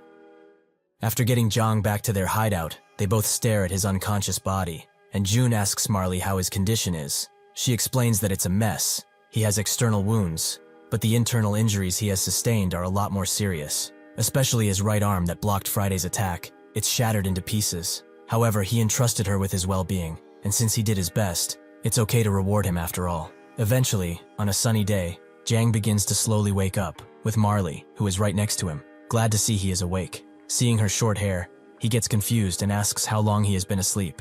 She explains that it's only been 8 hours, and he says he got confused by her hair. Did she want to change in style or something? Marley's relief evaporated instantly into annoyance. She snapped back, explaining that the change wasn't for fashion. She had burned through an immense amount of her innate energy to piece him back together, exhausting 2 out of her 4 rounds, just to stabilize him. Jang asks if she's Samson or something, checks out his body, and notes that he's recovered well. It seems safe to trust her. Marley sighs and tells him to just focus on recovery for now. His body and her strength do not match that well, so he needs at least a month to fully recover. Jang believes that's way too much, and remembers June, asking where he is exactly. Marley explains that the chicken-obsessed guy he knocked down is a great celebrity. It's good that he didn't say his name out loud, even if he did hers. But anyway, he's probably out preparing something. Sure enough, June has transformed into an ordinary village girl, and surprisingly enough, he's enthusiastic about it. As he walks through the streets, he notes that because of 2 people who don't know about the world, he is the one suffering. This time, he really has no choice but to get help from a member of the organization. These people need to be ranked and have a new place of residence, and he's sure that Riku will help them through that problem. Riku the Serpent is a member of Manhwa's organization who runs a bakery as a disguise. He was the one who told June to come dressed like a woman when he came. Anyway, maybe he should get some bread while there, as Marley will surely like it. As he closes in on the shop though, he sees no line of customers, which is unusual for this store. He gently opens the door and finds the place completely trashed. Riku on the ground, along with a bunch of officers. One in particular stands out and turns around to face June, asking who they are. Upon seeing him, June's heart drops. How is this person here? The officer guesses that she is a customer, and June confirms as much. But what is going on? The officer explains that they are just interrogating the owner of this bakery, and it turns out that he is a member of the Manhwa organization. They were just in the middle of this interrogation, but this guy doesn't want to open his mouth at all. He has surprising determination for a baker. June would like to help him truly, but it would be far too dangerous right now. He tries to retreat, saying that she will come back later, but suddenly the officer smashes Riku's face into the ground and tells June not to move, as from this moment forth, he is also subject to investigation. This is the first place Imperial Knights Commander, Han. He slowly approaches June, and upon seeing that he's trembling, he asks why. Why would she be afraid of someone like him, who is protecting the Empire as they speak? Perhaps she is a part of Manhwa too. June falls to his knees, his face filled with despair, as he feels the immense pressure of the strongest A-ranker. As this situation unfolds, Riku looks at June, just as ordered. He came very cutely today. He always listens to his requests with a distasteful face, but the reason he asks him to feminize isn't just his desire, although that's a part of it. He just wanted to make sure that if something like this happens, they can come prepared with the best defense, so that nobody can break through. He screams out, demanding that he let that girl go, and June, along with Han, are surprised. He's surprised to see him speak. He kept silent even after kicking him around. So what gives? Rika explains that 2 years ago, when he started this camouflage bakery here, every day was a day of tension. But that girl came as a guest for the first time, 465 days ago. It feels like he finally found an oasis after traversing a long desert. He couldn't get enough of her cute face and innocent demeanor. Scaring a girl like that is unacceptable. Han sees the signs. He has straight, determined eyes, and this disgusting feeling he's feeling from the bottom of his heart. This bastard is telling the truth. He sighs and tells Jun to get out, right this damn moment. Jun immediately gets on his feet. He looks back at Rika, who winks at him. This makes Jun even more regretful, as he really wanted to do something. Rika is not sad. He knows that he will take care of the rest after all. Suddenly, he feels an immense pressure, and Han rushes in with a thundering kick that can be heard from the outside. Han also tells his officers that tomorrow night, they will send every Manhwa member they have in custody to the doctor. June knows who that is. He has met him before, and he is psycho without any kind of remorse or any semblance of mercy. June rushes away, thinking that he must make his way back to their hideout at once. As noon falls, Jang begins to summon that same dark energy from before, with Marley surprised that he got used to it so quickly. Jang notes that it comes with experience after all, but isn't Jun supposed to be coming back already? Marley wonders why he is in such a hurry. He really needs to be more relaxed. Jang doesn't know what that is. Korean tend to be more impatient anyway. As he looks up, the door creaks, and he notes that he's coming right away because he called for him. Huh? Jun rushes in and drops his basket, immediately asking for both of their help.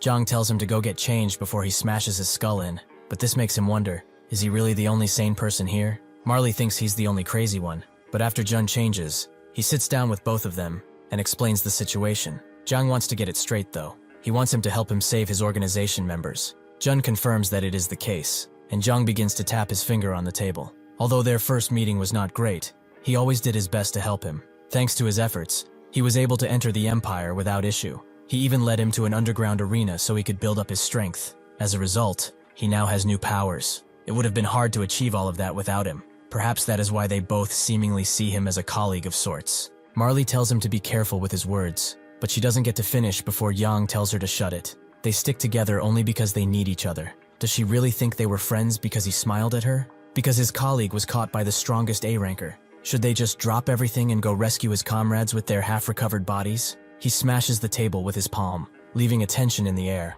before telling them not to cross that damn line, as he didn't allow them to. Silence falls after that, and Marley explains that she hoped he was irrational. She thought of Jun as a comrade, not as the son of the enemy. Like a sergeant, she thought that will be the case for him too. But it doesn't matter anymore. He should lie down with his feet stretched, as she will go and help out Jun. She rushes with him through the door, and Jang is left alone, his vein about to pop from rage. He thinks of all that's happened until now. It's not been that long, but they have gone through a lot of things together. With a sudden thud, he eradicates the table before him and calls himself stupid. That night, at the holding facility, Jun and Marley look around through the bushes. She is curious though. Why did he not use the normal transformation ability, as he's wearing a costume that is making her regret following him? Jun notes that he will have to tell her about his skills. Simply put, he consumes a part of the subject's body and becomes capable of changing his body to the race and gender of the subject. However, the problem is that the more different the subject is from a human, the more pressure is put on their body, to the point that their heart may even stop if he exerts himself too much. So he brought this, just in case, to use this. He needs to minimize the pressure on his body. Marley is about to ask what it is, but Jun doesn't know either. He only got it from the chief without an explanation. He was told to use it only when he really needs it, that's all. He believes that the moment is now, when he has to save his comrades. Marley agrees with him, and suddenly, on the street that they are facing, the captured members appear, and they are surrounded by guards. These guards, however, seem to be rather normal ones, as expected. The Knights of the Soul didn't come. They wouldn't be caught dead escorting criminals after all. Marley guesses that there's a good chance for them to rescue his comrades. But as they get up to begin their mission, something that barely resembles a human appears behind them. He utters complete gibberish about Parlia, about how he will meet her, and his life is going to change. The two look at each other with shocked expressions, wondering how this bastard appeared behind them. Suddenly, he raises his mighty fists in the air to crush the intruders down, but Marley explodes his head in fire,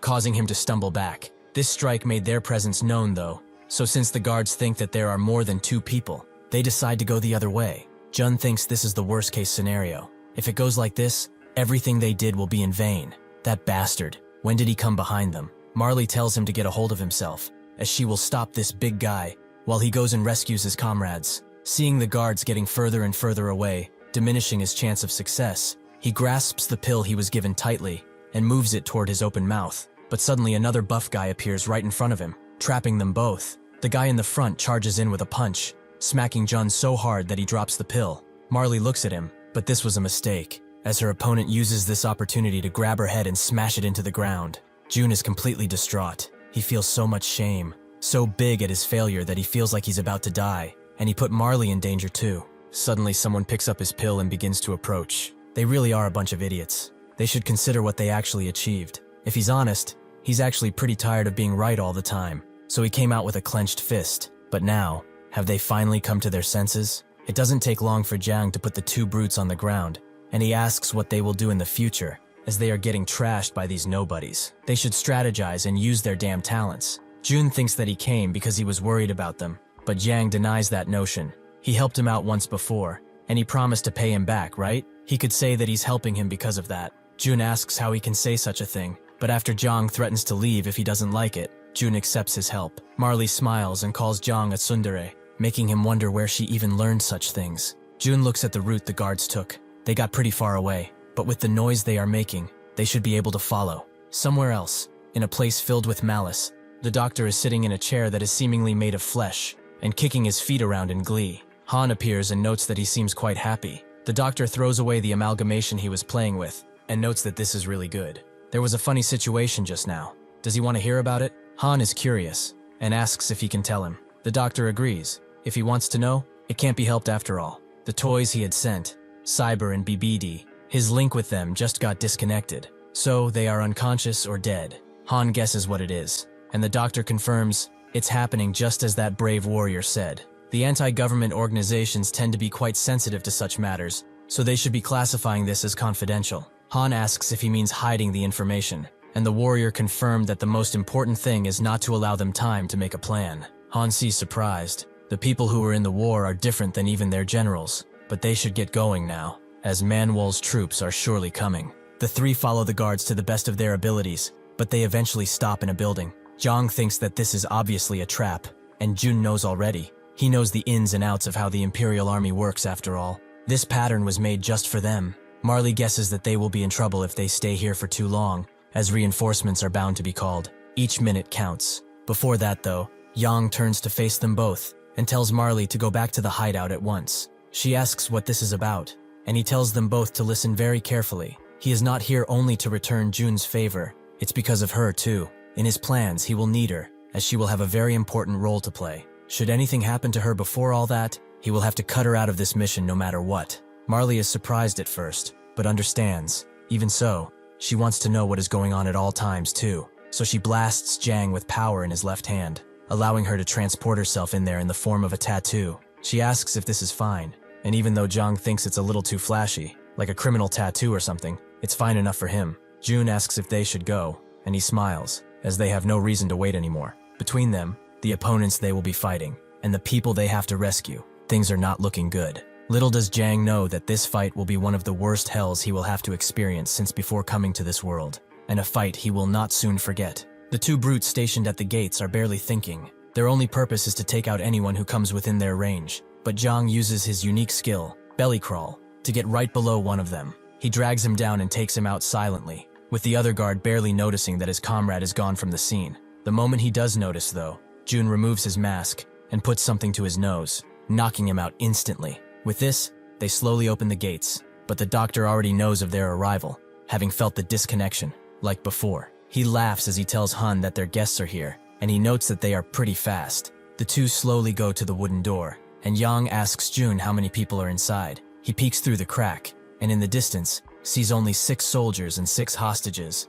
A lot fewer people than they both expected. The men on horseback from before must have been their reinforcements. Now that he is with them though, it doesn't matter how loud he is. If he finishes them as quickly as possible and knocks them all out. Zhang gives him a knowing smile and bursts the door open, surprising the guards. After all, this is what he excels in. The guards try to draw out their blades, only now realizing that they are being attacked. But Zhang closes the distance immediately, taking one down as the others draw. Seeing him smile so wickedly, the guards hesitate for a moment, but eventually charge in. As he begins to fight them, Jun rushes through the building, crashing down on his knees in front of his comrades, explaining that he is here to save them. He grabs the first one and uses a knife to cut off the rope that was forcing a sack over his head, but the one he rescued calls him an idiot. Jun knows one thing, that is not one of his comrades. Zhang looks behind, only to see Jun tackled to the ground as the prisoner breaks his chains, and the others do the same thing, revealing that they are all enemies. Jun can only watch as they all descend on him, but Zhang grabs the guard he was fighting and throws him into them, getting a perfect strike, saving Jun. They both now realize what situation they are in. This is an actual trap. Dozens of men descend from the second floor, with Han surprised to see only 2 people. That's a lot fewer than he thought. The doctor asks if he's disappointed, and upon seeing that they are cornered, Zhang laughs. The doctor's eyes, however, fixate on Jun, and he smiles with sheer glee, as he never expected to see him in a place like this. He almost didn't recognize him because of how much he had grown. It's been such a long time since they were together, but he's glad to see him doing so well. Zhang is surprised. He looks back at Jun, only to see him completely frozen with fear, his entire body tensing in response. Marley sees this too, and feels pity for him. Han knows of Jun. He's definitely a big shot in that terrorist group. If they catch him, the tables will definitely turn. The doctor asks if he can leave that kid with him, as last time he didn't have time to finish him. Han tells him that he can do anything he wants with him after he finishes his interrogation, and the doctor apologizes for being so hasty. Jun, even in his state of shock, thinks that he messed up. Because of him, everything is messed up. Just like last time, he deserves whatever is coming to him, and nothing else. Suddenly, Zhang pats him on the head and calls out the creepy bastard with no hair, and the purple bastard with too much hair, asking what they are doing. He charges in instantly, with a mighty punch that crashes into the doctor's cheek, surprising everyone as he begins to bleed. Zhang asks who allowed him to destroy his comrade's spirit. The officers manage to catch the doctor, who, despite his pain, still laughs, as this sensation is exhilarating.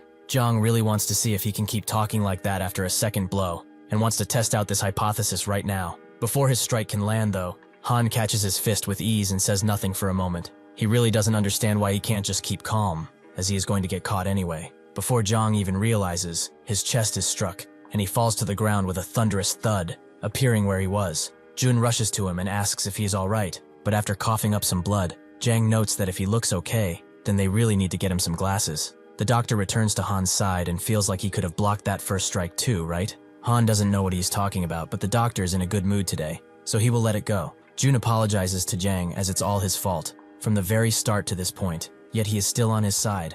Jang explains that he once had a junior, who was just a private, but always insisted that he would become a great general. He used to bully him around really well, but really, when someone from another platoon was looking down on him, that was unacceptable. He throws Jun his pill, and hopes he has insurance because this is going to get really messy, but they will do it. Marley asks if he's not pushing himself too much, but when Jang asks whose fault it is that they are in this situation, she shuts up. Seeing Jang covered in a strange kind of darkness, Han sighs, as he knows how to use magic, huh? He orders his officers to catch him, who immediately rush in all at once, but Jang is not scared by them, and throws his cloak away as he prepares one of his mighty absurd strikes, the death blow. This one punch creates such force that it sends every single officer flying into the air, clearing a direct path for him. The doctor became excited after seeing this. He wants that one, and asks Han to get him, who is kind of annoyed. Seeing Jang act so determined, Jun regains some of his confidence too, and swallows the pill. Suddenly his heart roars, and he begins emanating such an aura that it makes every single person there sweat profusely. Marley feels a tightness in her chest, as she has felt this feeling before. Jun begins to grow and convulse. His muscles contort. His eyes become slitted. Han looks at this in disgust, as just what kind of beasts is he becoming? Jun's transformation is eventually complete, he roars, seeming more akin to a wild beast than the shy boy from before. Jang is kind of shocked too. He certainly didn't expect it, but Marley has finally realized why he seems so similar. This is one of her children. In the distant past, in a place very, very far away from here, only war and death lay strewn on the gray ground.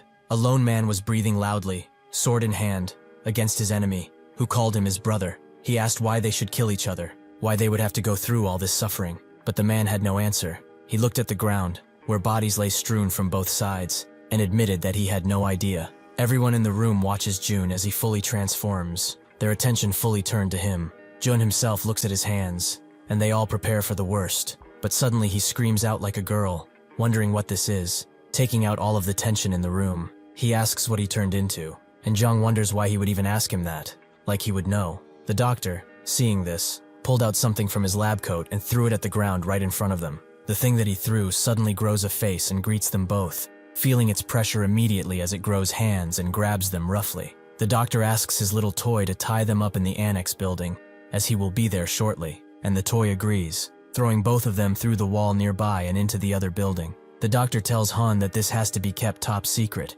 as he doesn't want his men to get crushed down, does he? He will hold these two down while he does other stuff. Jang struggles against his restraint and berates Jun, noting that he transformed so flashily and acted all cool, but he can't do anything right now. Jun himself screams that he's never even seen a creature like this before. Suddenly though, Marley tells him to use his teeth, and Jun immediately realizes that he should bite it. Immediately upon doing so, he rips through the creature's arm with extreme ease, surprising Jang. Inside the other building, Han relents, noting that he will lean on his help for now. The doctor is pleased, and as he walks away, he notes that if he thinks it will be hard to close the mouths of his men, he recommends just killing all of them, as that would be rather amusing. Han tells him that he will take care of them, and the doctor is pleased to hear it. As he makes his way to the others through the hole the creature he summoned made, he notes that until Han comes back, they will be playing with him. Isn't that fun? Jang asks if he really wants to brawl with two people. Does he perhaps think they will be having some tea or something? Jun explains that this is their chance because Han is not here right now. The doctor's fighting power should be lower than his.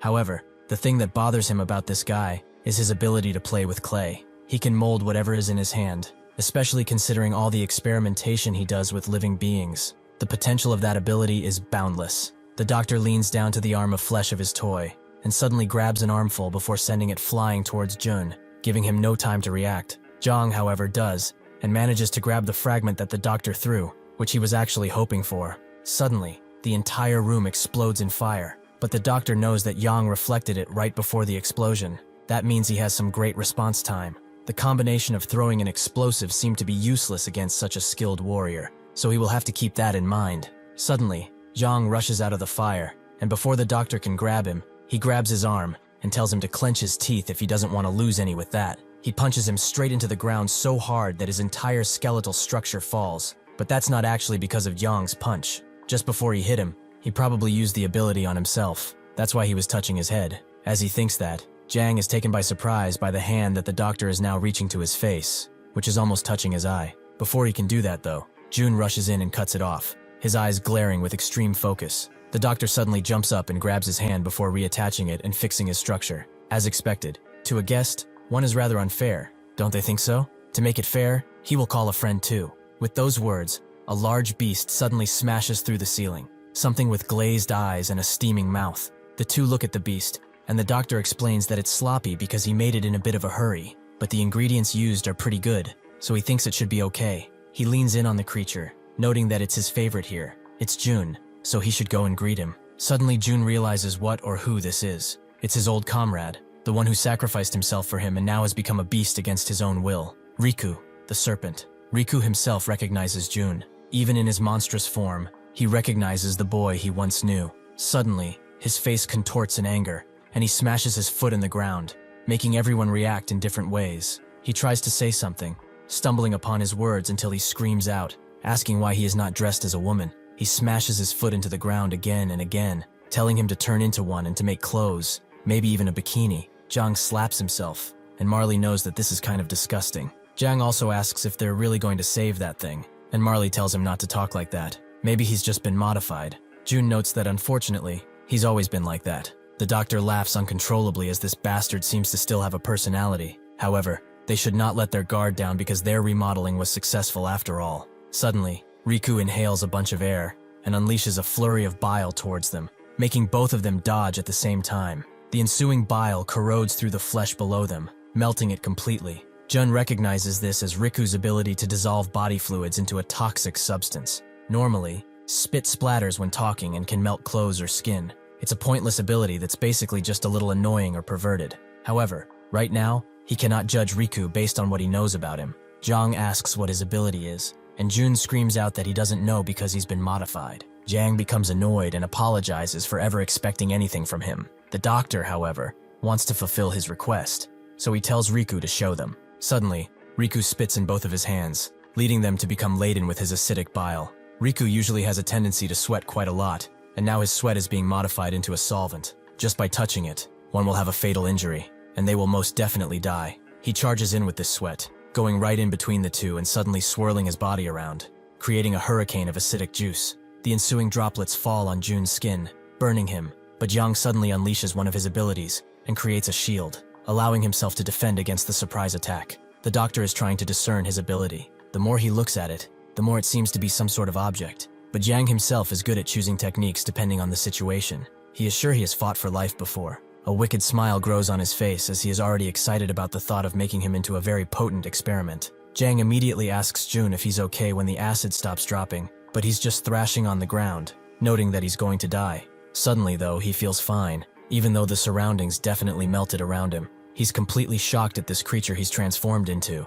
It's amazing. With this power, he might even be able to escape and defeat this bastard. Suddenly though, the doctor clasps his arms together and notes that such thoughts about rebelling and escaping are far too late now. Suddenly the flesh below them rises, creating an arena, an entire block where they are at his mercy. The doctor would like them to increase their combat experience, and Riku's too, as it would be rather advantageous for his future studies. As long as he is breathing, his soul should be fine, right? The two realize they are completely trapped inside with not only an enemy that makes acid, but one that exudes it out of his body. Riku knowingly spreads it around as the toxic secretions of his sweat fill the entire room with a toxic cloud that permeates constantly. This is called the raining comicate cloud.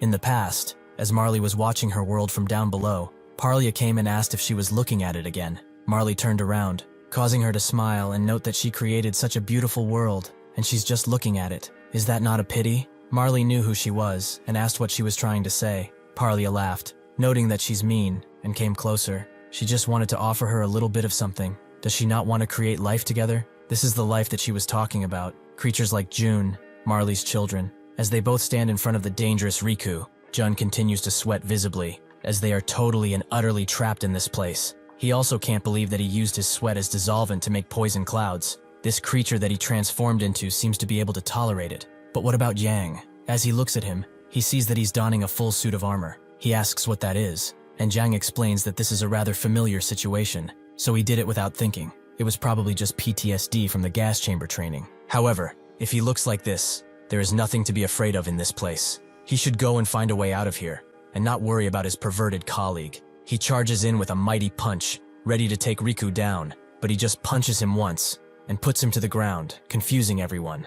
Unfortunately, Jiang is a little slowed down due to his attire. That's what caused him to get punted so easily. His body became so slow, and he used up a lot of mana to defend himself. So he is at a big disadvantage here. Riku unleashes a torrent of sweat on him, but he does nothing. Even so, this will not be an easy fight for him. Meanwhile, Jun uses one of his sharp claws to rip through their impromptu arena, but even if he can make deep gashes, they just regenerate back with ease. He expected something like this. Jiang can't afford to defend himself for long either, and Riku has been modified too much to recognize that they are allies anymore. If Han comes back in this situation, then it will be impossible for them to do anything and escape. Suddenly though, Marley tells him to relax and appears right in front of them. Jiang is angry, as he specifically told her not to come out, but Riku just punches him again. Marley notes that this place is sealed off anyway, so the chance of getting caught is not that big, and he should also focus on dealing with that disgusting old man first. Marley approaches Jun and explains that he is not using the real power of the creature that he is transformed into, confusing him. She continues, noting that she usually makes it to warm up naturally in some tribes, but right now he is just borrowing its power. As the creator, she will make sure he blooms the real power of the Vave tribe. As she puts her hands on him, he begins to glow, and a bunch of tribalistic tattoos appear on him. Outside of this flesh cube, the doctor waits patiently. He thinks that there are about 3 minutes left. They would probably inhale a lot of the acid cloud in the chamber. Even if they are only breathing, they'll probably just melt when they are in those conditions. During the investigation, he wonders what kind of expression Han will make. Will he be mad? Will he be happy? He laughs to himself, noting that it's too painful to wait. But suddenly the ground shakes, including the flesh cube, making him stop. A few seconds after that, the entire thing begins to bulge uncontrollably, and suddenly it rips open. Jun, using his newfound power to rip through it with ease, immediately charges through to the still laughing doctor, who is now actually sweating visibly in shock. Before all this, as Marley unleashed Jun's power, Yang told Riku that there is a lot of noise next door, isn't there? So they should finish up here too, right? Riku told him that he knew nothing and suddenly pressed his forehead together, trying to pop a very large zit. Jiang told him to wait, but Riku wanted to be called a gentleman and unleashed the zit onto Jiang, who had mere seconds to dodge the disgusting projectile. He thought that it's not that his body became slow and dull, it's just that this technique is so disgusting that it's making his heart sink. This perverted old bastard is a bad matchup when it comes to fighting. Suddenly Riku charges in and grabs Jiang, pulling him tighter and tighter. He noted that his preference should be respected, as he hurt no one. His sweat glands cause a poison wave towards the enemy, and Riku unleashes his fatal move onto Jiang. The pheromone pack making wave after wave of poisonous sweat send Jiang flying.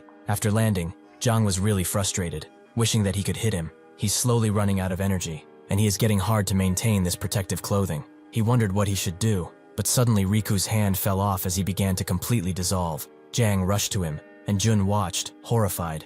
Riku's body started to collapse at that point. His body, which has been modified in a hurry, has become far too powerful for his own vessel, so his body could never take it. Jun grabbed his last remnants and tried to hold him together. At that moment, Riku saw him and recognized him, his old self coming back only for a brief moment. Jun told him to wake up, that they could escape together out of this place, that he could run that bakery again, but Riku said nothing. Instead, he apologized, as he could not go with him anymore. He shouldn't be sad, as there is no one who did not risk their lives during the full moon. However, he has one message if he is willing to listen to it. In the manual, the number 6 hideout, in the second drawer, the 4th space inside it, there is actually a secret-made uniform. Will he put it on for him? Jun's dam broke. He started crying uncontrollably, even though he won't see him anymore. He still wants him to do that.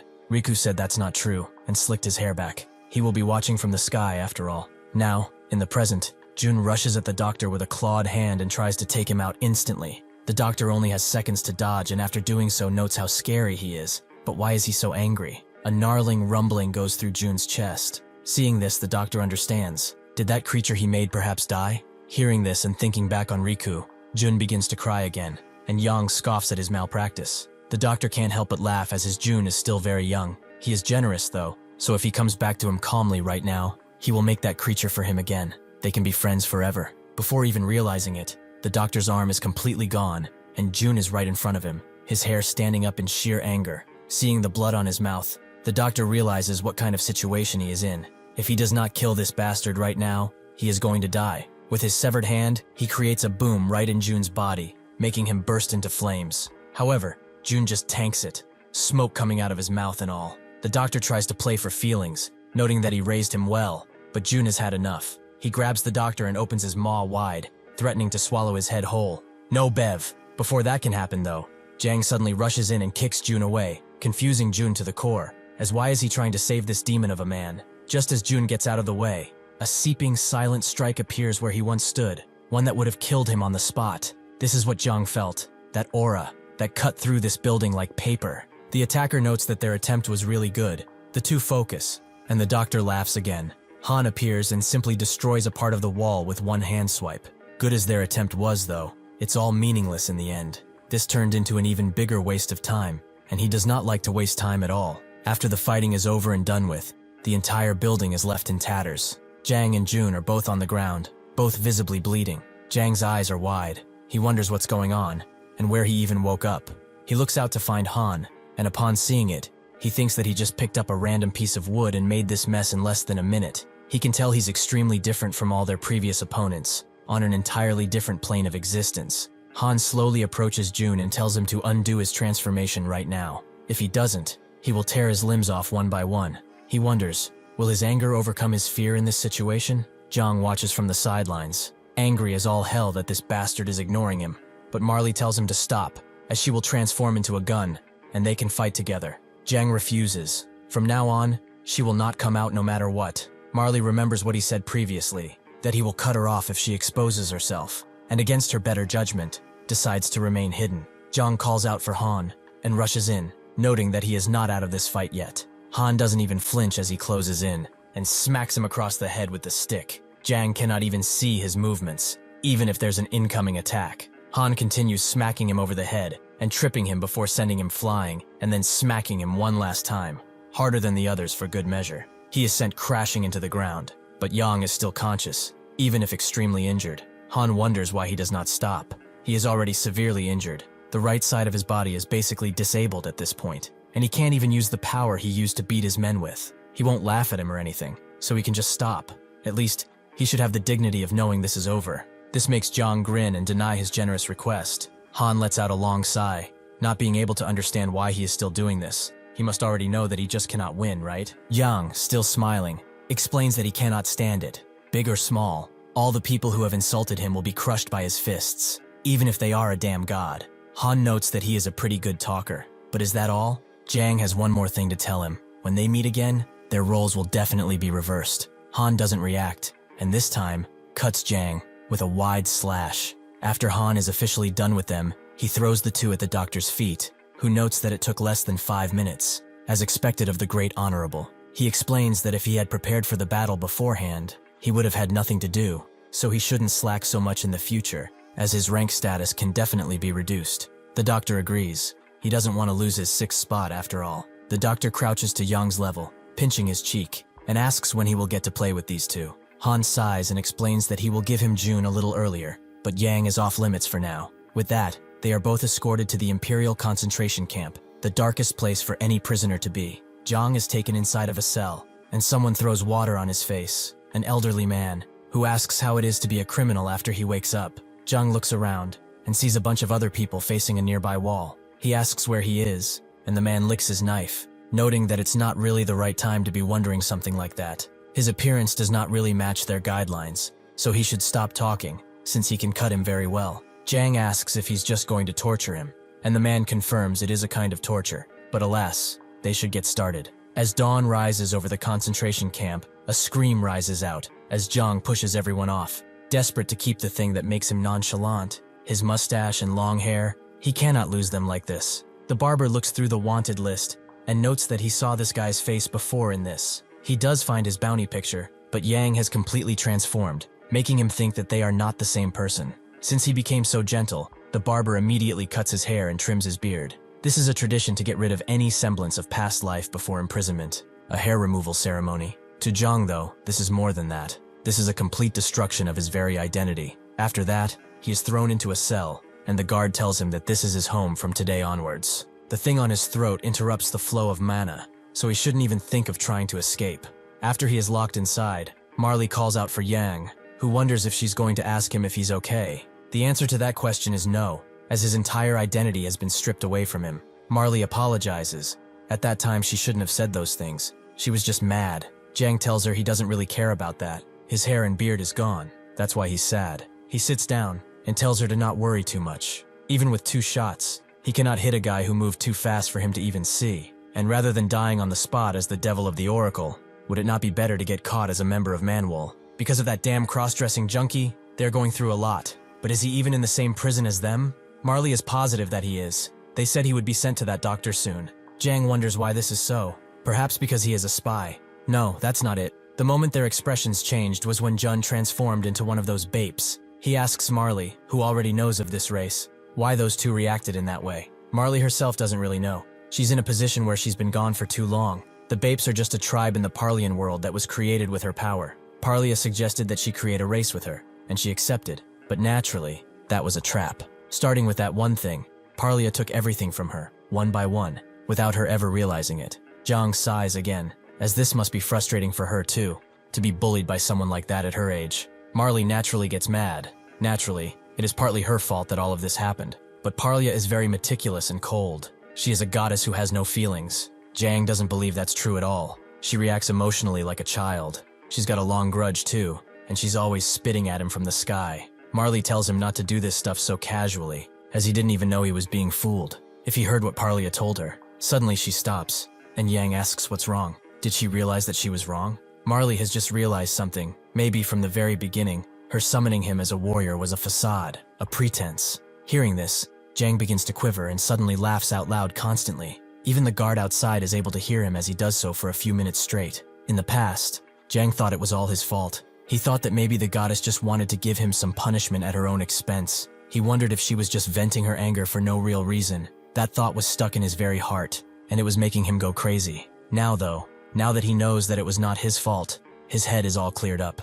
Suddenly, someone approaches his cell with a few guards, and after opening the door, she knows that she heard the laughter in the hallway, meaning that he has not understood the situation he is in yet. She wonders if, after being questioned, he will still be able to laugh in such a manner. This is the prison interrogator, Sister Ray. She also is impressed by his black hair and pupils, making Zhang believe she's a racist. With a clap of her hand, her 2 guards grab Zhang and pull him out of the cell before following her to officially start the interrogation. They drag him to a secluded room with a bunch of torture devices, and Ray wants to start slow with the first question. Where are Manwal's other colleagues located? Zhang says that he doesn't know, which is fine, as she did not expect it to be so easy, but Zhang genuinely does not know. Before he can say anything else, the 2 guards pull up a table in front of him with a pan, and Ray picks up an egg. If she makes a really delicious fried egg for him, surely he will open his mouth, right? She cracks the egg roughly on the table and begins to open it over the sizzling hot pan. Zhang watches as she drops the egg inside, but his expression completely darkens as he sees that she cracked it with too much strength, so there are some eggshells still in it. Ray plays it off, noting that the fire is too strong. She's probably going to burn it, right? She begins flipping it over roughly, but the egg actually gets stuck, making it even worse. Zhang is completely and utterly broken by this situation, and Marley asks if he's genuinely serious. Ray explains that she's been interrogating criminals for 10 years, so if he is hiding something, he better tell her already, because this interrogation has just begun, and they still have a lot of time left together. She continues asking that same question, where the base is how many people are there, but Yang just says the same thing that he does not know. Eventually, a guard comes into the room and explains that Jun's testimony has just arrived. That man really does not know anything. Apparently, Jun coaxed this hillbilly into joining them, but he was caught on the first day of promotion. Even the existing criminals don't know about him, as they've got testimonies from the back alleys. Yang had already told her that he does not know, but she didn't trust him. The guards take Zhang out of his restraints and note that Ray is too mean while comforting Zhang as he weeps because of what he has seen. The guard notes that she has 10 years of interrogation experience, but she didn't notice anything, even when Friday was caught. All she was banking on was his obsession with fried chicken. As Yang continues to fake cry, the mention of Friday makes him perk up. Did he get imprisoned here too? This is an opportunity that he will not let pass. Ray apologizes to Jang and explains that if he does not mind, she will cook him anything that he wants. Jang immediately says that he wants some fried chicken, as he really wants to eat it. A bit later, as everyone lines up for lunchtime, Friday is given the same thing as everyone else, a bowl of sad soup. He could not resist during the hospital treatment, so he was taken to a concentration camp where he can't even get a smell of chicken here. As he thinks of wanting to eat some, suddenly, someone on the other side of the table smashes a bowl full of it on the table. Friday immediately perks up and demands to know where he got the chicken from, and Jang notes that they haven't seen each other in quite some time. Friday recognizes that voice and those eyes. No way is it Champ Tiger? Jang nods and explains that he came here to clear up the misunderstanding, as actually he's crazy about chicken too. What he said in the past was just to provoke him. Friday tells him to shut up, whether he meant it or not. The words he said that they will never fade away. He walks away from the table and tells him to stay away from him as much as possible, as he may not be able to control his anger the next time. Jang notes that he apologized as formally as possible, but he is not done. This is a sign of his sincerity. One chicken drumstick. He will give it to him, to the one who loves chicken so much. It's for him, so he knows what that means, right? Upon seeing it, Friday sees a future, the one who is in love. To prove his passion to the one he loves, he clenches his teeth, gets on his knees, and hands it to him, the drumstick of pure love. However, as much as he would like to fall into that lie and live a life of blind happiness, that is just one drumstick. He will never fall for it. Jang knew that he wouldn't. That's why he will give him two upon seeing this. Friday is completely overtaken by the pure love of fried chicken. Friday holds the piece of chicken in his hand. He looks at it, noting that the scent of this coarse fried coat and the grapeseed oil used and the chicken's crunchy texture is a perfect ecosystem where nothing is wrong. After taking a bite and wiping the bones clean, he can't believe that after such a long time he's finally had that taste of chicken again. He is incredibly thrilled, the point of pure bliss. However, he is usually satisfied with around 30 of them. 2 pieces are just too little. Suddenly he looks at Yang and sees that he is just ripping the chicken apart before pulling it with his teeth, like it's some piece of raw beef. He immediately gets angry and grabs Jang by the collar, pulling him up into the air. He asks what he is doing, as he said he liked chicken. Was that a lie, as he expected? Jang said it's not. It's just that this much chicken just doesn't suit his tastes. Friday immediately drops him, asking what he is talking about, as this is not too much, it's too little. Jang sighs, noting that with this much chicken, he can't believe he thinks it's delicious to him. This much chicken is just too peaceful. Chicken should be like a war, like something produced with great effort. He explains that in his hometown, to survive the strict competition between chicken restaurants, they did their absolute best to develop their menu. A lot of chicken is developed every year, but the only ones who can truly survive are the only 0.1% of the beginning. Friday drops to his knees, and Yang stands over him, hand on his shoulder, noting that by stepping on the graves of these many chickens, the best chickens survived. Can he imagine that? Friday can, actually. For years, entire chickens have been killed in a heroic battle. They will lose based on flavor, maybe crunch, maybe they were just not good enough, but they were still chicken. However, Jang is here to offer him hope that there will still be some chicken at the end of the day. Friday shed a single tear, finally understanding what he means, and Jang offers him a hand, telling him to come with him and change the world together. For this world to change, he'll be needing his help. This is a world where loyalty to his creator prevents competition and development. The chicken that came from places like that, it won't do. It will never be good enough. Suddenly, Friday just calls out his name, and Jang apologizes. Perhaps he was too hasty. With that, he leaves, noting that he will wait for his answer patiently. The next day at the prison workshop as Jang works, Marley notes that Friday hasn't talked to him since their first meeting here. Jang tells her not to worry. There is no one more easy to seduce than someone who is sure of what he wants. He will definitely come to him at one point. Marley doesn't know what to say, but suddenly Friday appears behind Yang, who immediately lets out an insidious grin. He notes that he's been waiting. Has he finally made up his mind? Before that, Friday wants to clarify one thing. He ate a lot of chicken all over the world, but the place he described cannot be found here. As he said, a man born here will never be able to do it. His question is, just who is he? Jang smiles again, his grin widening, and explains that he is the devil of the oracle from another world. Friday freezes. He knows that this is no longer just a trick. This is the honest-to-God truth, and Marley waits patiently to see what will happen. Will he attack? Friday just laughs, noting that this is great. He will bet his entire existence on him then to make the best fried chicken possible. 1 month later, rumors spread around the prison about the latest rookie from that organization. Apparently, he is very close with the guards and does all the dirty work for them. He is even the one who disciplines those stupid prisoners when they act up, so the guards naturally went crazy with love for him. Thing is, He's been arrested only once or twice, maybe in his entire life. One prisoner notes that he must be sentenced for at least a year and 9 months, but today is his working day, so perhaps they can see him. Sure enough, Jang appears right in front of them with a ton of people behind him. He explains that he is working very hard, like all the other people around him, so they should be working hard to honor them. A month before this, people were weirded out to see Friday and Yang together. They couldn't even approach them because they thought they were going to die due to the pressure, but they were all curious. What could they be talking about? As they continued walking, Friday asked about a first plan. Is it really just breaking out of jail? Jang confirmed as such, but Friday wondered how he was going to do it. Their magic is sealed after all. Jang tells him not to worry about these necklaces, as he has a trump card, and it has something to do with this tattoo. Friday nods. He was sure that wasn't just for style. Jang, however, explains that this is not enough. They need more talent at their side as his escape. He wants it to be known to the entire world. He asked Friday if there is anyone in the camp that they could use, but Friday didn't really know. He's not interested in anything but fried chicken.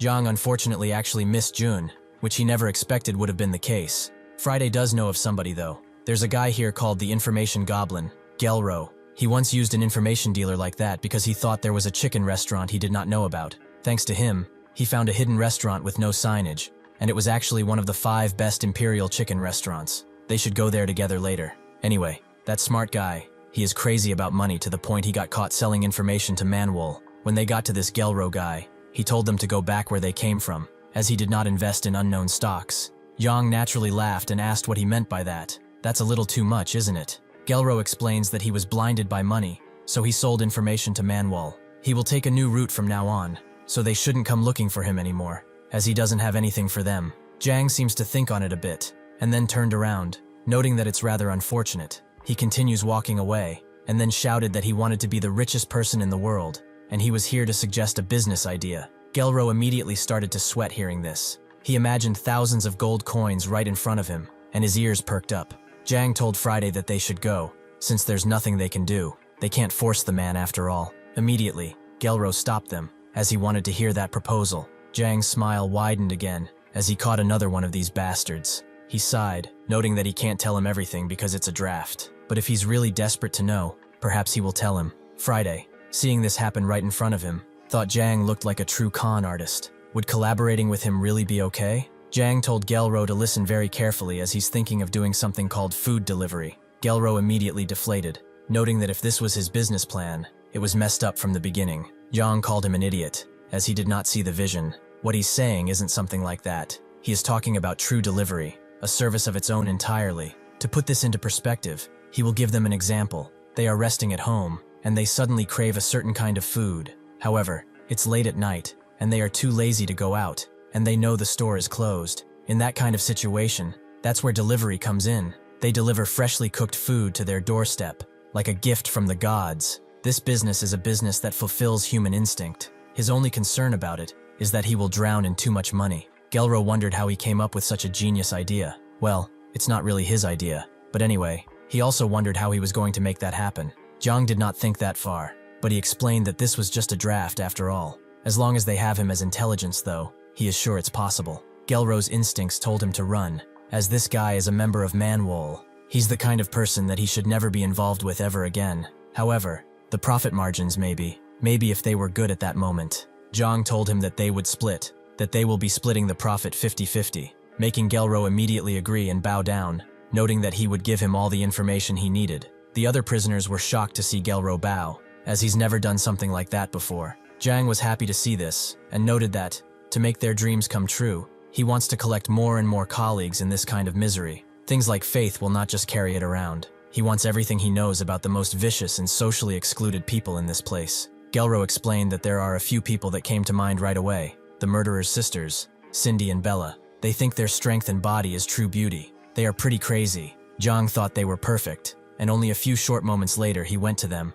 beat them up, and they immediately thought he was pretty beautiful. He noted that they were pretty too, and they immediately fell in love with him. The next guy, Gelro thought he could not be recruited just by using force. He is basically an animal mongi. He was abandoned in the mountains before he could even learn to speak. He is a terrifying fellow who has conquered wild animals all by himself. Because he lived like that though, he doesn't know anything about faith or society. So he attacked an imperial army unit and was detained here to recruit. He makes a cat toy and plays around with it, recruiting him with extreme ease. Lastly, Gelro talked about the witch Agarn and her henchman. He did tell him about her, but he doesn't think she can be recruited just like these guys. The criminals used to share a room with her, as well as the guards in charge, who were all ruined a few days later. Her group is the most famous group of felons in the entire camp, even if it's just 3 of them. For example, at one point another rival group came. Their leader, noting that he let them off the hook even if they are making such a mess because she was cute, but now she's even messing with kids on her block?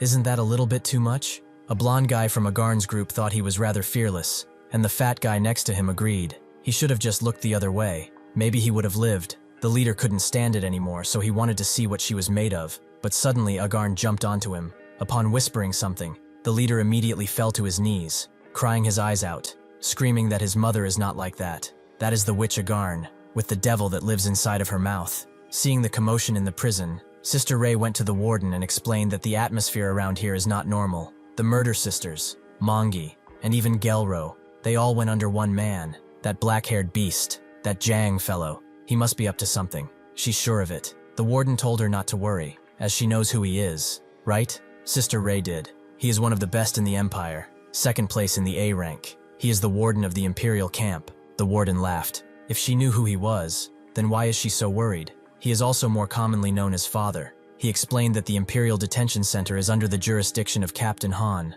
As long as he is the warden, they will all be fine, so they should relax and watch how things play out. However, when the sister went up to check on how the prisoners were doing, she found them all huddled up around Agarn and Jang, who was holding a microphone made out of wood and was bouncing his head to an invisible beat. The others were rather surprised, and then he suddenly pointed at Agarn, noting that this is a diss battle. Sister Ray wanted to quit right then, not knowing what to even do anymore. The others wondered what this battle was, but they didn't care as long as it was a battle. It means those two are fighting. Since Jang heard confusion around, he decided to give a brief explanation. This battle is a battle that takes turns to slander and undermine each other, and compete with each other's mental strength. It's a kind of sport. He turned to Agarn, noting that he had heard about the rumor. Her words that can make a person lose their mind immediately. Is it not frustrating? He is sure that the swear words she thought of in her mind, she probably never got a chance to let them out. Agarn was surprised by this, and began blushing slightly. The blonde guy in her group thought the situation was getting a bit annoying, so he wanted to let it work out by itself. He called the fat guy Jito, and noted that they should end this with just the 2 of them. Jito sighed, noting that he wanted to go around anyway. Agarn told them to wait, and asked Jang if he can really satisfy her. Immediately, his grin widened even more, and he threw one of the wooden microphones into her hands, telling her that she can have the first round. The other prisoners were surprised to see that he gave the first turn to Agarn. Was he perhaps fearless? They all shushed up as they wanted to hear what she was going to say. Agarn was a bit shy at first, but then she began to sing something into the wood microphone.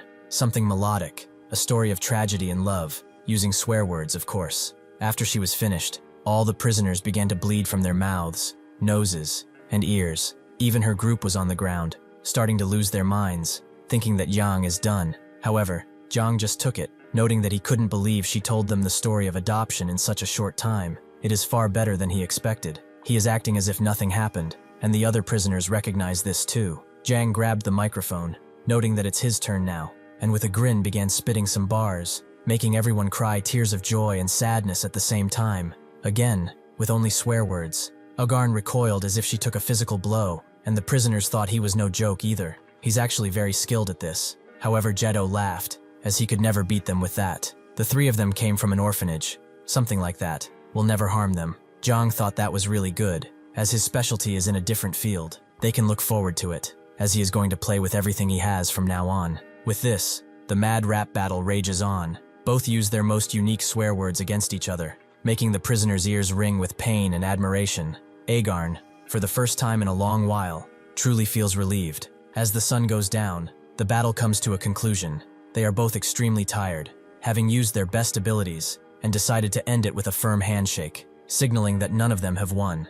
Everyone claps for them, and Gelro finally begins to understand. When it comes to swearing, the more one spits out, the more they get upset. It's not just a swear word. This is a game. It's a sport. When the diss battle ended, they competed in good faith together, so naturally friendship grew. This Zhang guy is very intelligent and generous. He has no choice but to go up. Now Zhang asks Agarn to be his colleague, as he will give her voice freedom. She looks at her 2 friends who are behind her, but they tell her that they said previously they would be together no matter what, so she can go whichever way she wants, as they will always follow her. With that, she gives a silent nod, and 3 people are recruited at once. Later on, Marley comes out of his hand because it was rather stuffy, and she was getting bored, but she was visibly pouting, noting that she's very glad he's so popular. Jang asks if she really was jealous. Isn't she a grandma at this point? Marley kicks him and asks why he's suddenly making so many friends like that. What's the plan? Jang explains that his head cleared up recently. That's what he thought anyway. He wondered why Parlia even called for him in a world full of praise for her. The reason why he was sent down with malice towards her world, while also getting a new warrior here, was perhaps to make him a real demon. Marley is naturally shocked, but she can't really deny it at this point. Jang notes it all makes sense. In the chaos of the worlds coming together, she needed a demon and a warrior to balance it out. Now it's clear what he has to do.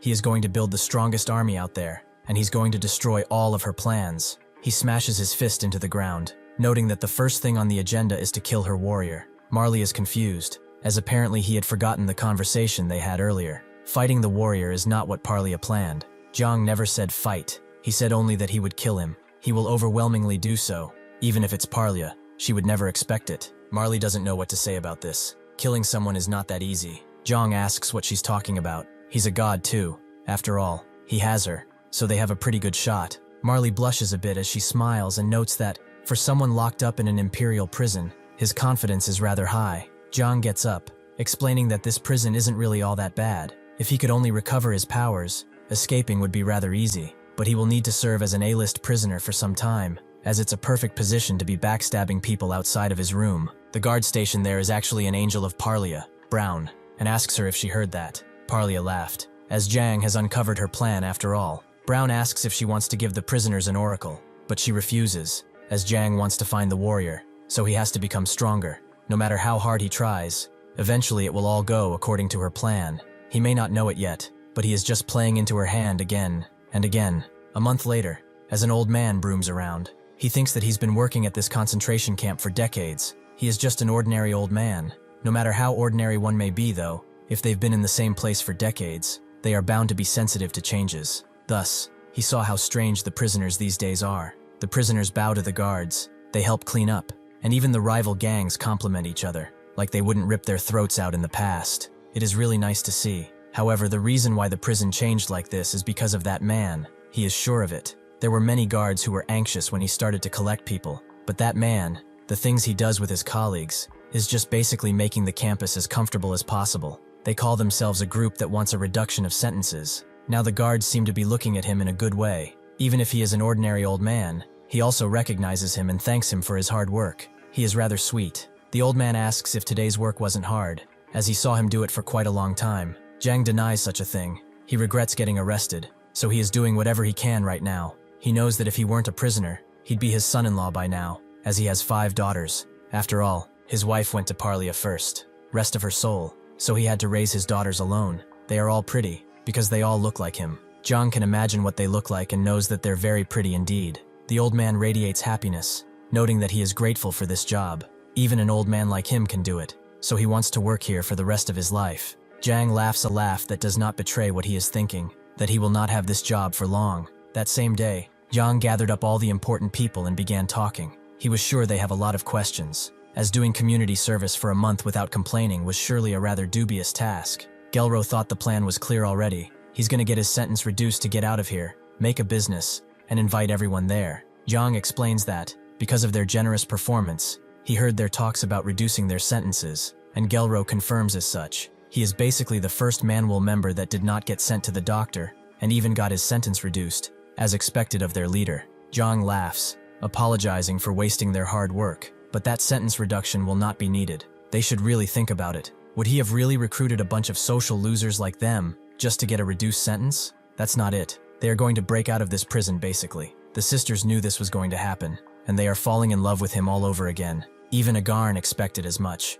It was pretty clear anyway. Gelro is the only one that's pretty confused, as he thought they were going to run a business. Friday puts a hand on his shoulder and says, noting that he was tricked. Gelro can't believe how crazy Jang is. After a month of diligent community service, he's been branded as a colleague of theirs by the guards. Is he going to just get roped in this without any other choice? One of the sisters asks when this date of theirs will be, and Jang puts his hand up, revealing his tattoo, which begins to flame until he is covered entirely in it. The guards and prisoners just watch as the flame erupts from him, revealing Marley and his new self with a trusty military shovel. With a snap of her fingers, Marley just breaks the collar that was blocking his mana, and everyone else's too. The guards immediately put their hands on their blades, scared as all hell, and Marley can only pity them for how stupid they are for thinking that those scholars would do much of anything against them. Jang's voice rises, and he announces with a slam of his boot that their prison break begins now. The guards have heard of this power. This is not magic. It's some kind of strange flame, and that strange outfit combined with a shovel. This is the devil of the oracle. Jang notes that this outfit isn't his best, but at least he's comfortable in it. Everyone watches him with confused and scared looks, and Gelro can't believe it. He really is the devil of the oracle. It's over for him. He doesn't even care about getting into the business anymore. He just doesn't want to get executed along with them. The burly sisters thought something was weird, because there's no way that someone as cool as him was just a regular person. The fat guy from Agarn's group notes that they are low-minded enough to follow him in the first place. They don't really care who he is. However, if he had just cut off their collars from the beginning, they could have escaped in a much easier manner. The blonde guy agrees there would have been more convenient ways. So why did he choose this rather annoying and dangerous way? Is he determined that they will just all die together? Zhang just scoffs and asks if they were just going to escape from prison and start living their lives in hiding for the rest of their time. If he had been thinking like that, he could have escaped months ago. In the future, they will have to cross the untouchable line made by society. However, he understands their complaints. If they will break out of prison, he will listen to everything they have to say. From now on, they should consider this a test and survive until he gives out the signal of freedom. With that, Zhang disappears, and Marley does so after waving at them too. The guards swiftly round up all the miscellaneous prisoners and circle the main group, blades in hand, ready to strike them down. Agarn notes that their leader is kind of mean to let them live on their own, but the sisters note that this is his charm. Gelro, however, is seething with rage. That leader of theirs scammed him. He invested so much information and ended up in this situation. It cannot end like this. He was strict, and he will pay that bastard back. He grabs everyone's attention, noting that they should get out of here first. He will tell them where their confiscated items are stored, as he wants to survive too, to make that boss of theirs eat the ground when he meets him again. The sister notes that this is what they were waiting for, and Agarn notes that they were probably all fooled, but at least he granted them some form of freedom. With that, they begin blasting through the guards who have no chance against their might. Zhang watches all of this from above, and Marley wonders how the guards can do nothing against them. It's amazing that he picked only people with power. Zhang laughs, telling her not to worry about that, as they will probably escape out of here on their own, even without his help. Well, they should be going now to save their comrade. Inside of the warden's office, all the staff is having a meeting, and even though it seems serious at first, it's actually just a really nice tea party. The warden explains that the next thing they have to talk about is reducing the sentence of the Manhwa member and his friends. Sister Ray is strongly opposed, but the barber knows that she is far too cold. Another woman explains that she is not against the reduction of the sentence, but she thinks the preferential treatment is a little too much. Even if he didn't know anything and was tricked into joining, he was still a Manhwa member at the end of the day, wasn't he? Another guy notes that's a very good stance to be on. The other Manhwa members aren't even able to see the sun in the annex. Isn't it a great privilege to be treated like a regular prisoner? Another, more stylish woman spoke up, noting that they are just picking hairs at this point. Didn't the prison become more comfortable thanks to him? A burlier man screams that he was in favor of it. More than anything, Mongi is cute too. Ray wondered what that had to do with the sentence reduction, but the man just laughed. Ray scoffed and also explained that she was sure the two guards who were guarding the Manhwa annex would be against it too. As he was picking up a piece of cheese, the warden confirmed that they would be heavily against it, but this is a rather big dilemma they will have to overcome over tea, of course. Suddenly, a guard bursts through the doors, screaming for the warden, as the sentence reduction group has cut off their manacles, and they are trying to escape. The sister is very happy to hear this, as she told them they couldn't trust that black-haired beast. The warden tells her that's pretty racist, as his hair is black too, making her shut up for the rest of the meeting. Anyway, this guard said it in such a refreshing manner that he can't really believe his ears. What does he mean by escape? And how did they cut off their collars in the first place? The guard explains that it was their leader, Yang. He was the one who devastated the entire rank tribe. He is actually the devil of the oracle. Everyone is shocked, and the warden especially so. Someone that ridiculous was inside of his prison at this time. He tells everyone to get geared up and take their weapons. The moment they find any of them, they will kill them on sight. The other woman tells Ray that she should be careful about what she says in the future, or else she'll probably be without a job. With that, they all mobilize and get ready to fight before they leave, though the warden tells the nearby guard to bring Captain Han here as soon as possible. Jang gets into the Manhwa annex, and one of the guards there tells him that this place is off limits. How did he get here anyway? Jang explains that he's trying to save his friend June. Does he by chance know where his room may be? And can he tell him? The guard immediately draws his blade, as he was expecting his actions of regretting his past life in Manhwa to be just an act to fool everyone. Jang silences him and explains that he is wrong. First, he is not from Manhwa, and secondly, he is also not Champ Tiger, like they usually call him. He is Jang, Sergeant Jang. He smashes the guard's head into the ground so hard that he skips on it. The guard immediately realizes that he didn't even use mana. This was just pure physical strength. He immediately makes some distance between them and thinks that he has to deal with these guys quickly. Jang looks at his hand, noting that since this world has magic and such, it's not easy to knock a guy out with just one strike. Marley knows that he is just making excuses for being weak. The guard doesn't think so at all. This guy immediately used the opening he made momentarily, and he was damaged because of that. He has heard of the Jang name though, and that outfit too. Before he can say anything more, Jang stops him, noting that he is about to state the obvious. This is a story that's already been heard too many times. He just wants him to say where June is and get out of here. It's obvious that he won't appear in the second half of this manga anyway. The guard doesn't really know what he's talking about, but even so, does he really expect him to just say where June is? Jang shrugs, noting it was worth a try, and immediately closes the distance between them, hitting him directly in the joint with a very loud kick. This makes the guard almost vomit, and he crashes back on the ground, holding his knee tightly as it's probably broken. Jang is surprised by this attack. It just staggered Friday a little bit, but he actually managed to break him. He's extremely weak. The guard, through tears, calls him a devil bastard, but Jang just puts pressure on his broken leg and tells him to not provoke him anymore, as he likes to bully weaker guys. He will ask once more, where is June? He's being held in a dark cell, both of his hands and legs tied to the wall, with no hope of getting out of here. Suddenly though, the door opens slightly, and June, who hasn't seen light in a while, takes a while to adjust. However, he hears Jang's voice telling him to wake up, as they have work to do. Marley is happy to see him too, surprised that he hasn't lost his mind in this place. June, upon seeing them, immediately begins to cry and apologize for what he did, but Jang just crouches down to his level and pets his head gently, explaining that it's not his fault. He really won't deny that it wasn't either, as it's his organization that got them into this mess. Marley tells June to ignore him, even if he does say something like that. If he had been sent to the doctor, Jang would have probably gone all the way there to save him. Jang immediately denies doing something like this, and they begin bickering, surprising Jun at first, but he is glad to see that they are still the same people they were a few months ago. After breaking his chains, they clothe June with a guard's pants and Jang's coat. Before they leave though, Jang grabs June's attention and notes that it will be hard to get to the other Manwal members. June notes he won't cause any more trouble than he already has. He will report the other members to their leader and save them at a separate time. Jang is surprised by how suddenly he grew up. What kind of torture did he get to become so enlightened? June notes that it's not because of the torture. He is just a self-reflecting person after all. Suddenly though, he stops dead in his tracks and begins to sweat as he holds his head. Jang asks what's wrong, and June has strangely remembered something from when he was caught. After guiding everyone to their positions, everyone begins leaving one by one from Gelro. First is Friday, as he just wanted his clothes. Then the sisters and Agarn's group shake hands, noting that they should split a while and hope that everyone survives. As they split up, Gelro just stands there confused, wondering what he is going to do, as he has no fighting abilities. When he spots Mongi, the little guy wanted to run too, but Gelro grabbed him tightly and shed tears, as he was the only lifeline he had left. They've indeed all been united by Jang's plan, but they decided to return to their roots until their captain returns. As they walk through the prison halls, taking prisoners out one by one, Cindy calls her sister and wonders if it won't be too boring if they get just low-level guards. They are really just ugly guys who don't have any muscle. Bella tells her not to worry about it, as it's about time those guys show up.